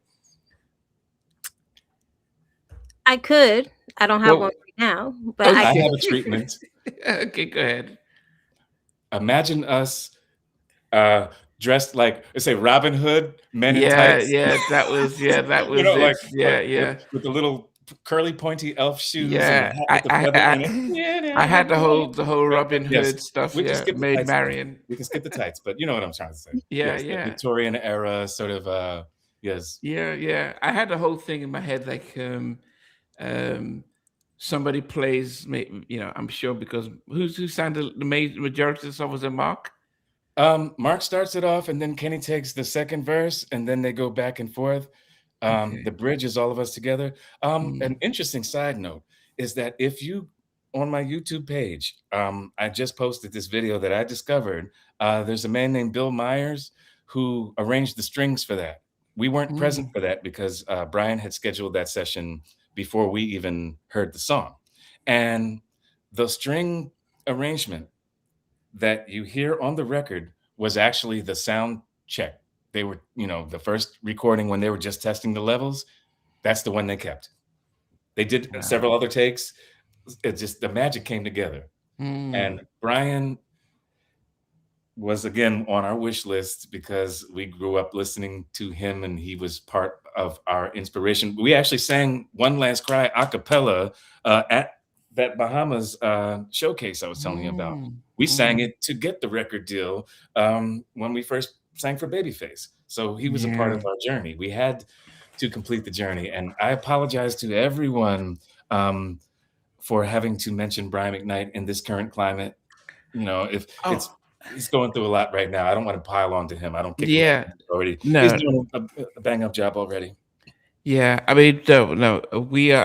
Yes, we love We Brian. are going to Yes, we love Brian. We all review go through stuff. So his debut album is probably one of my favorite debut albums, and I'm definitely planning to do a review of that album because um, it is another banging album. Have you heard it, Lorena? I have heard it. yeah. That's an album that was played in my house a lot. So yeah, Yeah, definitely. yeah, I love that album. So we are going to come back I've to been that down album. with Brian since when he did I Can't Go For That. I And can go for yeah, yeah, and yeah. people were like, "What?" Look, that was his "Hard to Say I'm Sorry" on his record, where it's like, "What is that?" Or no, or his "Every Bit of My Heart," where it's like that one Hall and Oates song in the middle of all this R&B. Yeah, yeah, yeah, yeah. Maybe that's where I No. got the idea from. You know what? It's all by itself. But Okay. seriously, he was great to work with, brilliant. And he told us, by the way, Brian told us. Now, keep in mind that he had already worked with Boys to Men. They did a Christmas album together and all this Yeah, other Let It stuff. Snow. Yeah. He said we were the only artists he worked with where he didn't have to sing any backgrounds to layer it. And when you go back and listen, no offense, boy, they look, Boys to Men, you know that I'm telling the truth because we can hear it. And this is not to take away from them. It's the way Brian works. Mm, Brian has a very specific sound he's going for. So on the Boys to Men Christmas albums, Brian McKnight is all up in them backgrounds, doubling harmonies mm, because he arranges it first and then you sing along with each part. It's not because they can't sing or something. So let me get mm, that out of the way. But we were so honored that he said, I don't want to touch you guys' blend. I'm just going to leave it just like that. mm, He told mm. us where to be, and every note he came up with, it belonged there. We didn't question it, but we had a lot of fun. So Yeah. shout out to Brian. Stay Yeah, strong. no, no. As I said, yeah, I pretty much used to get every album he came out with as they came out, just because I appreciated his voice and appreciated his writing and his style. Oh yeah. Um, yes, okay. Yeah, the video treatment definitely would have been one of you guys, maybe Mark playing Robin Hood, somebody playing Little John, Friar Tuck. Exactly, exactly, exactly. See, and then we could have been like Shrek, Oh what I'm yes, Shrek, yeah. saying? Something like that. Yes, yes, yes. Yeah. Okay. Loretta, what's next? Next is track number 9. I don't want to be lonely. Oh man. You know what? That's the part in the show where we pretended that we were leaving. Like we're like that was gonna be the last okay, this is the last song of the night, but it's really not because it obviously sounds like my bags are packed and I'm about to go and like we're breaking their heart and everything. And then we come back on stage and keep singing. But that song, incredible. Um, I cannot overstate how well executed the lyric writing, the melodies, the sonic. There's a classic thing. Um, and one of the things that I noticed about Babyface's production, what wound up in the final edits and the final cuts, if you just listen to the instrumental, you might notice that it sounds empty without the melody, but the melody is the thread. Like he knows how to leave space to feel things, but it still feels full with everything. Nowadays, people make tracks with 35 layers and, you know, not you can't remember anything about it. It's just, not the Phil Spector wall of sound. It's just a bunch of sounds sometimes. And everything is just like, written very linear, starts with a sample, then you got 4-bar loop, and then you add more drums, and then you take them back out. This was not that. You know what I'm saying? There's I Don't Want to Be Lonely is, to me, one of my favorite Mark parts. When he's whining at the end, he really does sound lonely. We should have left him alone. Now, I miss Mark, man. He should call me sometime. But it did sound like a Boys to Men track. It's almost like, I don't know if it was an intentional way of recording it or having you guys I sing. used to kind of piss face off accidentally because like I've been neurodivergent before it was a term. So I'll see connections between every last song he wrote, and I'll go, hey, that chord reminds me of the one you did in this song, and then that one reminds me of and the thing, and he'll go, like he's always searching for something that he hasn't done yet. But the irony is that the minute that he deviates and tries something new, they think he's run out of ideas. And I'm like, you can't win with. They called him music old child when he tried to do a neo soul record. But I'm like, this sounds great. It sounds beautiful. Let the man live. Like I can't. His brilliance is elegant in its execution. The kind of song that anyone could sing. Like I think if you got the range and you sing, I don't want to be lonely, I don't want to see a day without you. I mean, it's timeless, man. It's just timeless. He's not a Svengali like some of these people that pretend to produce but never picked up an instrument or never. I mean, not to say every producer has to play an instrument, but I've seen some people that are worshipped who literally pay other people underneath them, sign them to a production deal, and they're the face of the thing and don't do the thing. Face is the real deal. And Well, I Don't Want to Be Lonely is a classic. Classic. did you enjoy it, Loretta? Yeah, Thank you, no. Anthony. If we were doing like our top songs, like that song landed in my top 3. Wow. It's one of my really good. Yeah. Awesome. As long as you didn't say every little bit of my heart, we cool. Now I'm kidding. Imagine that was my number 1. No. I knew it. No, we cool. Thanks for watching. Sadder Than Blue. All right. Now that one, the first thing I say, speaking of references and callbacks, the very opening of that melody is A Night in Tunisia. As soon as I heard that, I said, oh, because keep in mind, I had taken a leave of absence from University of the Arts where I was a jazz vocal major. And when I heard that horn, the muted trumpet, and it was right up my alley. It's a melancholy song. I know it's not a club banger or a ballad, but I still like it better than every bit of my heart. Now, but it's just got a feel to it. And the only problem I have with that song is that they should have let Kenny sing that whole song and then let Mark sing Time to Close the Book by himself. If you're gonna because like it's a weird thing when Kenny is killing it. Kenny Terry is killing that song. 2 verses in a row, and then when Mark comes in, it's not that he sounds bad, but I'm like, dang, we're already like 3 minutes into the song. You might as well just let him finish it. And in a perfect world, I thought every individual member could have held their own song if the song was tailored to them. And I understand why Mark is there. He gives Kenny a break. He comes in and he doesn't sound bad, and it lifts the song up. It's nice. It's one of my favorites. Yeah. I mean, it's yes. I mean, Lorena, did you like this Sadder Than Blue? I liked it because I'm always an advocate to bring instruments into songs. Like I want Mm. those solos to happen. So I don't hear it in today's music that much unless it's like produced by D Mile. He uses a lot of instruments in his songs. So Yeah. hearing this for me, I was like, yes. In my head, I said, so in the UK, there's always this push to get a number one, a Christmas number one.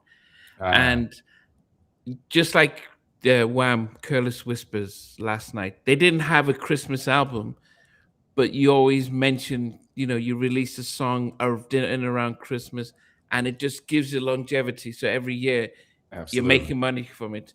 And I Hmm. listened to this and I just thought, wow, what if they had said, what if this was um,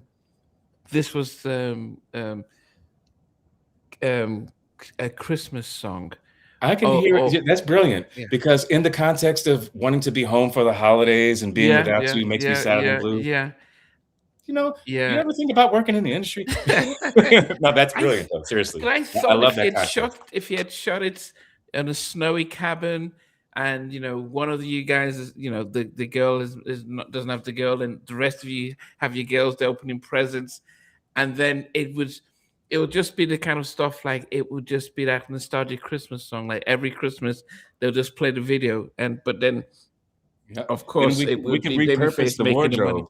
Look, seriously, like we could repurpose the wardrobe from the Arrow Through My Heart and get to wear the tights and the pointy shoes again. Yeah, yeah, But this yeah, time we're yeah. elves. We're Santa's elves. With You the know what I'm elves. saying? Keep the theme going.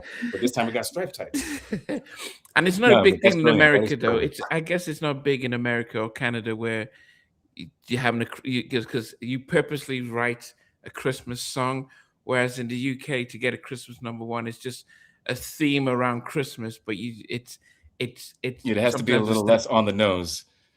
Although I'll say Leona's Christmas song and Mariah's Christmas song being amongst the most popular ones, it can be done. But I do like the way that you applied a new context to an existing song. That makes it Mm, seem more genuine to me mm. and a little less, on the nose. So Yeah, it bravo. was Like, it was just the whole if I had the budget, vibe. I'd have you direct my next video. It was the whole vibe. I love. Yeah, I really appreciated this song. It really, it's like, wow, this is. It gave me Love Jones vibes. Yeah. Okay. Okay, you've watched the Yeah. Love Oh, Jones. yeah. Yeah, That's what it was like you said, it's not a club song. It's not like I don't know. It just I felt like I should be sitting down somewhere with like a glass of red wine.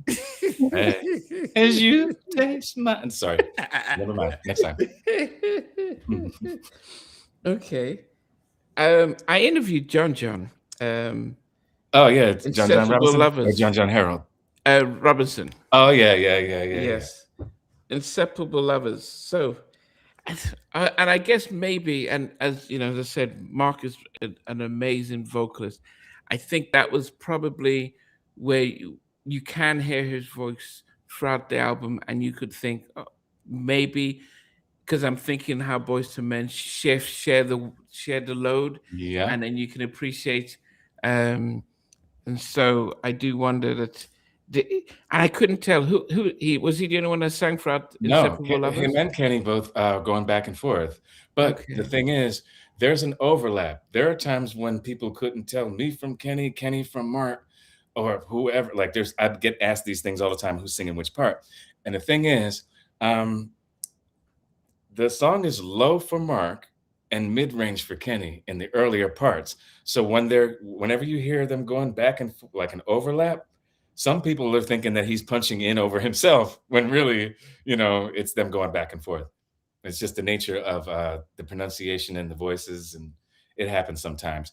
You know, uh, I do think that although the record would have, could have, should have showcased people more evenly, I love the way the album sounds overall. And in Inseparable Lovers, like I mentioned before, the brilliant Rick Dutch Kuzan, who you may also know from, I don't know, Up in the Club by Ice Cube on down. He's done so many brilliant things, but he credits us with being his first uh, introduction, first professional production. So this was both of our first professionals at the same time, and we're still friends to this day. But I can't speak enough about you know the kind of how rare it is to find authentic people still in this game making music. So shout out, to Rick Kuzan. And like I mentioned before, Sheila E is playing the conga rhythms in there. There's a lot of legends involved with the record. But again, when you've got so many that are so good, it's a tough act to follow. It really is. So, ooh, thank you, John. I appreciate you, man.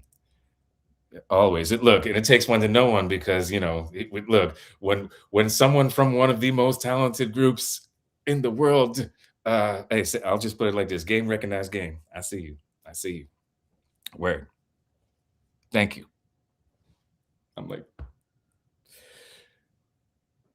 yes, we're gonna take all the groups that are broken up and put those members together and call them the X-Men because we're all ex-members. You know what I'm saying? We'll do like Yeah.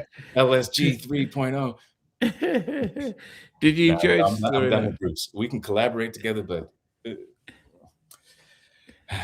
I only got one life to live, I say.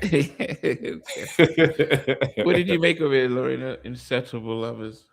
It was a good song. I like the song. Like I like all the songs on the album. I thought it was just a really good album, but it's super cool to know that Sheila E was a part of that track as well. So Mhm.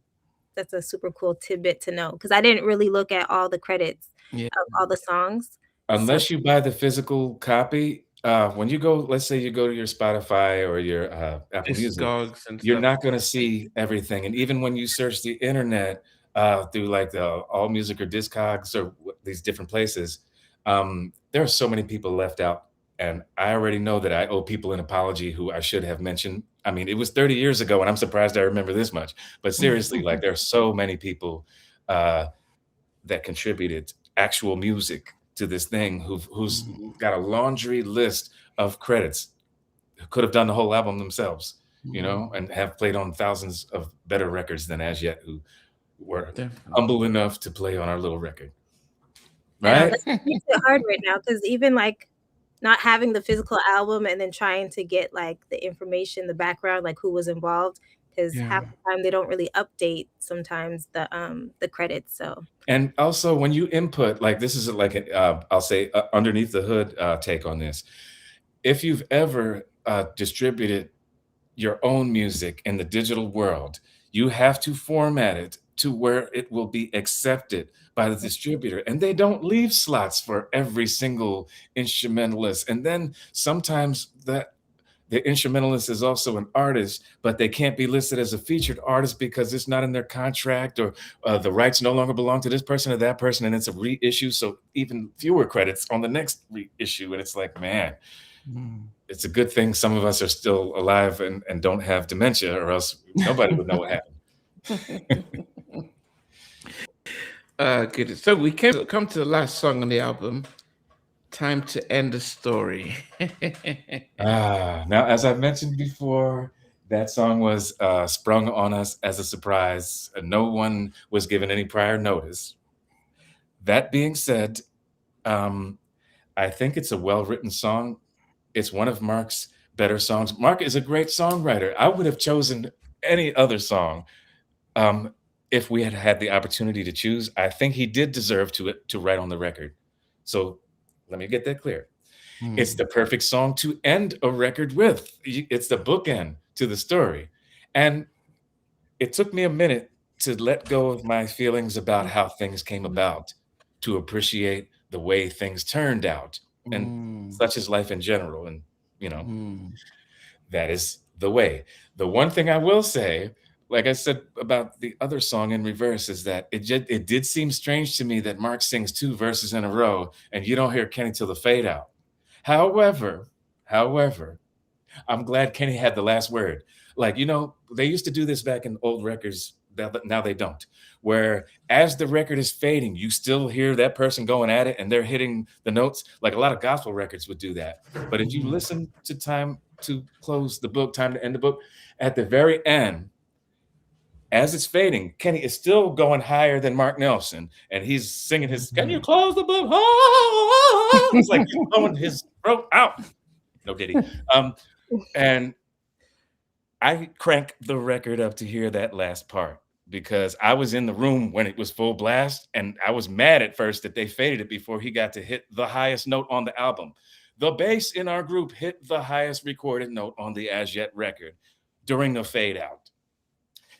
That's a piece of trivia to take with you. And I'm thankful that Mark Nelson forced that song on us, because if it wasn't for him, that book would have never closed. It sounded like a Michael Jackson song from history, kind of. Right. Yeah. That's a compliment. Yep. Funny thing is, me and Mark actually co-wrote a song for Michael Jackson that never got placed, as far as I know, called "No Apologies." And the thing that I think you and I have in common is how we love to study music. We're historians of the music. We get into the weeds and the details, and to notice those different comparisons of how all of us of a certain era were inspired by our contemporaries. All of the producers, their job is to study, and draw influences from their contemporaries. So I am thankful to be from that era, and to be, counted even at the end of a list of contemporaries that starts, with people like Babyface or Michael Jackson or Boyz II Men, and you go back to the Temptations. The further back you go, there is a lineage that we all descend from that I really feel is missing. 30 years later, we're still talking about putting the love back in music. That's what we were saying back then. And people used to think our lyrics were racy. I'm like, hey. Yes. Thank you. Out of a 10, what would you give? What would you give the album out of a 10? Oh my gosh, I would give it like a 9 or 9.5. I really, really like this album. And I think too, like going back to saying like Time 10, the story, I thought it was like a good song to close the album, but I would have liked a song where I got to hear each member. I think that would have been really cool at the end of an album, or if it was like an a cappella song or something, because I feel like you guys' harmonies were so tight and so good, but I feel like we should have heard everybody at the end. I love that. I would have loved to have another acapella, because again, the original "Hard to Say I'm Sorry" was acapella, but the version on the album was a beatapella, and then the one with the piano. Look, just that piano by that guy named David Foster. All that's great, but we wrote our own songs acapella for 6 straight years, and not one of them made the first album. But Mark Nelson can come in at the last minute and force 2 songs on us. Go figure. I would have at least let one of them be acapella. I give the album an 8.8 out of 10, and like you, there were 2 things that I would have liked to hear, which was at least one solid up-tempo club banger that was representative of the actual kinds of folks we were and still are, I hope. And I would have liked to hear a better balance amongst the members. But that being said, when I call it an 8.8 out of 10, you don't want to know what I rate the top 100 songs in R&B of today. None of them get past 4 for me, most. So, I'm admittedly biased. And the hardest I can be on this album is 8.8, and that's therapy. So no, that's really good. I mean, I probably would give it to 9 because all the songs were so close. I couldn't really, as I said, apart from the 3 standout songs, Last Night, Saved for Someone Else, and Through My Heart, The Arrow, that I thought these were 3 straight singles that just would have just taken this into quadruple platinum.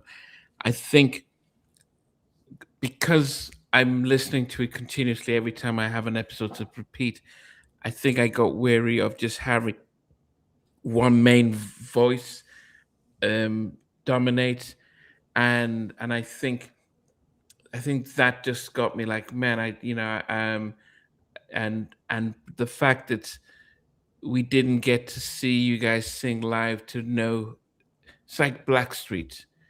You would hear, I would know when, say, Chauncey sings. I know when Mark Middleton or Levi or Eric or even Teddy, because they've got distinct voices. So when they do sing, you get a nice balance. And I think with this, because we were introduced to you seeing that very first video, um, so it's yourself and Kenny and Mark doing the bulk of the verses. Mhm. But we're not. I'm listening to the album like I don't know who's singing. Is it who else is that performing? Because that was a tough part about that. Yes. Well, in spite of those shortcomings, uh, it still somehow stood the test of time. I agree with all the points you made. And it's funny because I've never heard anyone other than you deduct points for them not promoting the album properly. Yeah, I Like, was what do you angry. think it I'm was? listening Oh, to this. I'm thinking, what the it had hell? more number ones on it. I'm taking points off. Yeah. But that's I Okay. love all of this. That the fact that we can smile about this years later and it's still being talked about. And I wouldn't be surprised if you or one of your friends, Lorena, was conceived. Well, yes, I'll just leave it. You're welcome. Yes. Quick questions that have come through. Do you still Oh, sing? yes. As a matter of fact, please, if you go to my YouTube page, you'll see a lot of stuff that I've done. But I have an announcement to make. I promised the exclusive, and here it is. I am releasing my first self-titled album entitled Shawn Rivera. March the 4th, we are marching forth. And it's a new kind of record. It's an old school R&B record with no skips, but also includes the influences of neo soul, gospel, and R&B that I grew up with. And unlike other albums, I'm taking it back to the before some of y'all was born, when Quincy Jones would release an album under his name and the songs had different voices and styles within it, but it all was cohesive. So this thing is bigger than me, and I guarantee you it's going to open up a dialogue. Um, I was able to restore masters that were damaged and destroyed through the modern technology of AI, and this is not a fake garbage record. Some people will check out if they just think, oh, they hear AI and they think that somebody just typed something. No, this took me a lifetime to put this together. And AI brought me out of retirement because I was able to do things that would have taken me another lifetime to achieve without going through the gatekeepers, without having to raise people from the dead to retract their parts, without having to pay thousands of dollars and days and hours to make this happen. And it is the project I've been waiting to release my entire life, and I've got 5 of them lined up already. March 4th, we're marching forth. Keep your eyes open, and I'll send you a link so you can drag me the way I've been, talking about these records. Hopefully, I'll get a 3.1 for my lifetime of work. But yes, I'm So looking is it forward to sharing Sean? this. So is this your YouTube page that's scrolling at the bottom? Yeah, it is me. Thank you, Okay. thank you, thank you. Yes, they're now the things that are up there.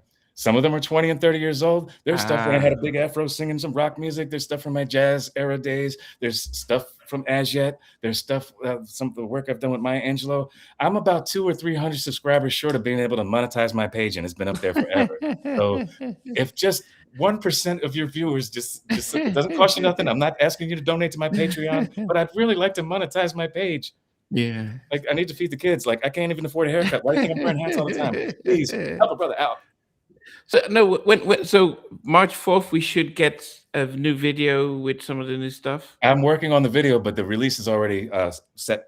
So speaking of which, I'm doing things a little differently this time because I feel as though music has been held hostage by the cult of personality, being famous just for being famous, putting more effort into image than into intent, more style over substance. So it seems like with the backlash to all of these fake AI artists, I'm going to focus on just the real, natural, authentic delivery. I'm not going to shoot a bunch of fancy videos. If somebody wants to pay for it, that's great. All I'm saying is that when you hear this record, it'll speak for itself, and I will let it do the talking. And I'm not sure if I'm going to shoot a full length video because I have so much going on in my life. That you remember when we didn't need to see the artists? You remember when you could just pop a record in and it was so good that you didn't know if they were black or white, fat or skinny, and then they show up with a Bobby horseshoe Caldwell, with the yeah. hair back here, and you're like, wait, Tia Marie's white, or wait, Marie's white, the hair up here. The music should come first.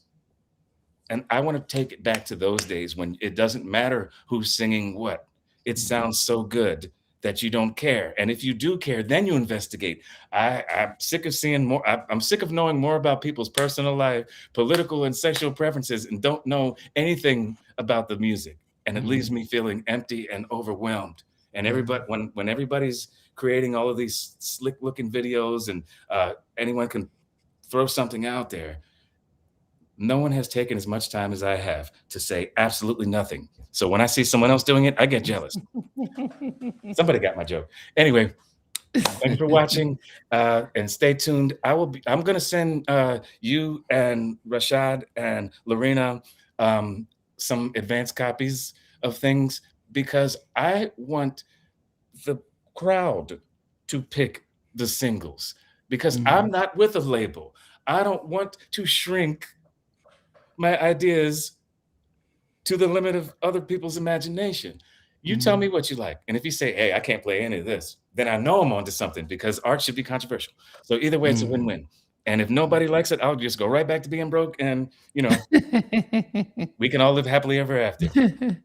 Well, I'm sure Lorena and I would be able to do an album review live with you. It's only 9 songs. It's not that long. Yeah, definitely. Yeah, we do the album review. We go through the song, you talk through it. You're gonna have some questions, and I'm dead serious. Like this is something that I think will set the tone for where it could go when it comes to where the future of music is, what's missing from what's old, and incorporating the new technology in a way that is honorable. There are contributions, creative contributions from everyone from Natalie Cole's keyboard player to En Vogue's drummer, you name it. We all came together years ago in different bands and created music that sat on hard drives, or like I said, either masters were destroyed, people died, but this has been remixed and revisited using AI to make it more accessible and up to the sonic standard without having to buy every last plugin. And we're not imitating anybody. If it reminds you of anything or any other artist, it's my contemporaries, but every last melody, lyric, and bass lines and music was played by humans and then enhanced and elevated using modern technology. It's never been done in the way that it's being done. And I'm pretty sure other people have thought of it, but I get to be one of the people on the forefront, and I'm excited about it. It sounds so good that you would never, the last thing you're going to be thinking about is robots. What is the theme of it? All right. Of the album. I had several titles that I chose not to use, which ought to give you some insight. One of them was Grown Folks Business, but a lot of people have used that one. One of them was Favorite Lips after one of the titles of the songs. The one that I settled on was my actual name because I realized, wait a minute, I've done an album called Full Circle. I did an album called Salsa, but I never did a self-titled album. And this is the closest to what I represent. There are slow songs. There are some up tempos. There's got to be at least one corny song to keep in every bit of my heart. I poured every bit of my heart into this so that it wouldn't be time to close the book to the story. We're opening a new chapter. Let's go. Okay. Well, I'm excited. I can't wait to hear. Yes. Awesome. So yes, it's already been submitted to the distributor. It's coming out. I'm just working on the visuals. I already did the quote unquote photo shoot. I wanted to get you the visuals sooner to use on this record, but again, they have to approve things. And when you're doing things differently than other people, they're going to have questions. But when you hear the record, you won't. Okay. And is this something where we have to like purchase directly from you? Like how I'm working on that whole direct to consumer model. This is my gift. When I say my gift, I'm only going to get 0.5, 0.005. But I wanted this to reach the broadest scope of people. And what I notice is the way the industry thinks is they're so worried about losing money by, like they're so stingy with what they might lose that they hold back. And there's a lot of artists like myself who, yes, okay, I'm with you on the merch. Yes. So what I would like to do is release this record, and I've already got a few others lined up in different genres. And when you purchase the direct to consumer version, then you can get the merch and the vinyl, and you can compare the original recorded masters to the final versions, like extra Easter eggs and goodies that I'm not making available on Spotify because people don't buy nothing off Spotify. And Mm, I don't want to spend so much time trying to do everything the right way and wind up doing nothing at all. mhm. It took me a lifetime to get this done the right way. So Wow. first the album, then the merch. And yeah, and Yes, be sure that we're around to support you through that. So Mhm. I Yes. appreciate when it. we You've just been with me even through the side quests when I've done some strange side quests. You remember when Andre 3000 made that flute album and nobody understood why is he making a flute album? I understood. I still don't. I don't rock with that record. I don't hate it. I listened to it, but it wasn't about the record. He Mhm, needed to heal. He needed to be able to say, "Look, I need to be able to decide what I want to do when I want to do it, not cater to the pressures of the industry when everybody's looking for this follow-up record." He mhm, fell in love with this particular sound and this instrument and said, "You know what? I'm doing that." The same way mhm, that Lauryn Hill said, "You know what? I know I should be following up my record with this thing, but I'm going to do the unplugged." I hated it. I thought she should have paid her producers, but history was kind to her because now when you listen back in context to that old unplugged acoustic record, there was a cry for mhm, help in there, mm, and you can appreciate things in hindsight, and that usually means you're ahead of your time. So yeah, I yeah. think I'm way beyond my time, and I've taken up enough of your time. But I Yeah, appreciate yeah, yeah. No, we everyone who's taking the I time. love the unplugged, but we Lorena will schedule to bring you back when just album release day, Yeah. and we Awesome. listen to it live, do and go count it down, and then share links to where everything can be purchased and updates as well. Where should people track you down to get the latest information? Yes. Well, you see on the bottom of the screen there, you've got the YouTube page. I'll be posting things on, but also my IG, my Instagram, and Facebook is my actual name. The Instagram is Shawn Kurt Rivera. If you just type in Shawn Rivera as yet, any search engine, all of the stuff shows up. It's really easy. It's spelled like it sounds. My mom was hooked on phonics. I just have to give a shout out to my wife and kids, all of yous. I love yous. And thank you for being with me and for me. Thank you to everyone who's taken the time to pick this interview apart. And by all means, please drag me in the comments. It's good for engagement. Downvotes count too, you know, Yeah, because yeah, we got to yeah. support any way we can, man. Okay, just as we wrap up, Lorena, final word to you. Well, I just want to say thank you to you, Sean, for giving us all those Easter eggs and behind the scenes stories about the album and your time with As Yet. So I'm very thankful and grateful. And congratulations on 30 years celebrating this album. We're going to keep talking about it. Definitely. Mhm. So you could get your, I don't know what you said, 0.0005 Hmm. on the Hmm. album. So yeah, I just want to say thank you. I really appreciate this. Yes, Thank you. Uh, yes. you're going places. Oh, I'm knowing. I'm knowing. You have a keen insight and wisdom and wit beyond your years, I say, and great taste in music. Yes, she's a good one, and she's gonna be at the Grammys tomorrow, so Hey. we're looking forward to seeing you. virtually, I'll be Yay! there. You at the See, I knew you were Grammys. going places. I didn't know those were the places. You're gonna be at the Grammys and stuff. Okay. Everyone, we appreciate you guys watching.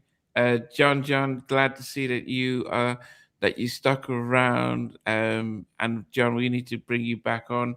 Maybe okay, it'd be good.